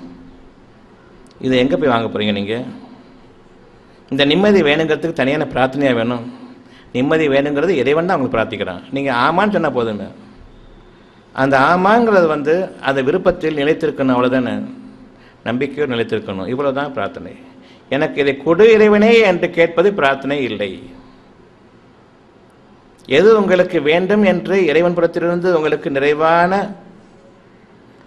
விருப்பமாக மனதில் இறக்கப்பட்டதோ ஏற்றுக்கொண்டேன். என் நம்பிக்கையை எனக்கு உறுதிப்படுத்துவாயாக இறைவனே. அவன் கொடுத்ததை அதே எண்ணத்தை வச்சு திருப்பி அவன்கிட்டயே கேட்காதீங்க. இன்னும் அவனுக்கு புரியாத மாதிரி நீங்கள் தான் அவனுக்கு அறிவிக்கிற மாதிரி. உங்களுக்கு அமைதி வேண்டும் என்று அவன் அறிவித்தான், அதை ஏற்றுக்கொள்ளுங்கள். ஏற்றுக்கொண்டேன். பிறகு இறைவனிடம் கேளுங்கள். நம்பிக்கையை கொண்டும் பொறுமையை கொண்டும் உறுதிப்படுத்துவாயாக. இன்னும் அத்தாட்சிகளை கொண்டு என்னை நிலைத்திருக்க செய்வாயாக. நான் நேரான பாதையில் தான் இருக்கின்றேன். நான் எதை விரும்பினேனோ அந்த நிம்மதியான பாதையை நோக்கி நான் சென்று கொண்டிருக்கிறேன் என்பதற்கான அத்தாட்சிகளை நீ எனக்கு அளித்துக் கொண்டிருப்பாயாக. எனவே நான் உன் பாதையின் மீது உறுதியாக நிற்க சக்தி பெறுவேன். பிரார்த்தனை என்பது கேட்பதல்ல, ஏற்றுக்கொள்வதும் நம்பிக்கை கொள்வதும் அந்த நம்பிக்கையின் மீது உறுதியாக நிலைத்திருப்பதும் அந்த உறுதியின் பேரில் இறைவனிடம் கேட்பதுமாகும். என் இறைவனே, என் நம்பிக்கை அதிகரிப்பாயாக. காலன்ற பிரகாரம் பார்த்துட்டு பிறை பிறந்துச்சுன்னு சொல்லிட்டு நீங்கள் நம்பிக்கை கொள்ளுங்கள், போதுமானது. காலக்கணக்கு நீங்கள் அறிய மாட்டீர்கள். வானத்தை பேக்க வேண்டிய அவசியம் இல்லை. இருதயத்தால் அறிய வேண்டியதும் அவசியம். ரமலான் முதல் பிறைக்கும் உங்களுடைய பெருநாளுக்கோ நோன்புக்கோ எந்த சம்பந்தமும் இல்லை. இன்னும் பெருநாள் என்பது குர்ஆனில் நிச்சயமாக விளக்கப்பட்டதாக இருக்கின்றது. பண்டிகை திருநாளில் என்ன செய்வீங்க? நீங்கள் கொண்டாடுவீங்க, அப்படி தானே? பண்டிகை திருநாளில் கொண்டாடணும், ஜாலியாக இருக்கணும், கேளிக்கை கூத்துக்கள் இதிலெல்லாம் நம்ம நிலைச்சு நிற்கணும். இறைவனை தவிர மற்ற எல்லாத்தையும் நினைக்கணும். இதுக்கு ஒரு கொண்டாட்டம், இது ஒரு திருநாள். இறைவன் கூறுகின்றான், நீங்கள் சம்பாதித்துக் கொண்டிருக்கிற பாவங்களுக்காக குறைவாக சிரித்துக் கொள்ளுங்கள், அதிகமாக அழுங்கள். நீங்கள் பாவமே செய்யாதவங்கள அல்லது அந்த ஒரு நாள் எல்லா பாவம் அவங்களுக்கு அடிக்கப்பட்டு போச்சா? யார் உத்தரவாதம் கொடுத்ததுக்கு? ஏதாவது படிச்சிருக்கீங்களா? அந்த மாதிரி பெருநாள் வந்துச்சுன்னா எல்லா பாவம் அழிஞ்சு போயின்னு சொல்லிட்டு கொண்டாடுறதுக்கு. நிச்சயமாக நீங்கள் பாவம் செய்பவர்களாக இருக்கிறீர்கள். இறைவனுடைய அனுமதியை கொண்டு நீங்கள் வாழ்ந்து கொண்டிருக்கிறீர்கள். எனவே நீங்கள் உங்களுடைய பாவங்களில் மிஞ்சிட வேண்டாம். உங்களுக்கு கேளிக்கையோ கூத்துக்களோ கொண்டாட்டங்களோ உங்களுக்கு உரித்தானதல்ல. உள்ளட்சம் கொள்ளுங்கள். இறைவனுக்கு பயபக்தியாளர்களாக இருக்க வேண்டுமா, அல்லது இறைவனை மறந்து கேளிக்கைகளிலும் கூத்துக்களிலும் கொண்டாட்டங்களிலும் இருக்க வேண்டுமா? எது சரி? எப்படி நீங்கள் உங்களுடைய கேளிக்கைக்கும் கூத்துக்களுக்கும் சில நாட்களை உண்டாக்கி கொண்டு அது பண்டிகை திருநாள் என்று இருக்கிறீர்கள்? எப்படி நீங்கள் கொண்டாடுகிறீர்கள்? மக்களை நம்பி மனிதர்களை பின்பற்றுகிறீர்கள், உள்ளட்சத்தை விட்டுவிடுகிறீர்கள். நீங்கள் உங்களுடைய இறைவனை மறந்து சந்தோஷத்தில் திளைக்கிறீர்கள், அப்படிதானே? நிச்சயமாக பெருநாட்களோ பண்டிகை திருநாட்களோ மனிதர்களுக்கு ஆகுமாக்கப்பட்டதல்ல, இறைவனால் வெறுக்கப்படக்கூடிய நாட்கள். ரமலான் மாதத்திற்கும் பிறைக்கும் நமக்கும் சம்பந்தம் இல்லை. எல்லா நாட்களும் நமக்கு உள்ளட்சத்தோடு இறைவனிடம் பாவ மன்னிப்புக்குரிய நாட்களாக அமைகின்றன. அவ்வாறே அமைய வேண்டும், அமைந்திருக்கின்றன. நீங்கள் அதை மாற்றிக்கொள்ள வேண்டாம். நமக்கு பண்டிகைகள் கிடையாது. நம்பிக்கை கொள்ளுங்கள். நாம் இன்று முதலாக மகத்தான ஒரு வாழ்க்கையை நோக்கி சென்று கொண்டிருக்கின்றோம். மனிதர்களை பின்பற்ற மாட்டோம், இறைவன் ஒருவனை தவிர. இந்த வகுப்பு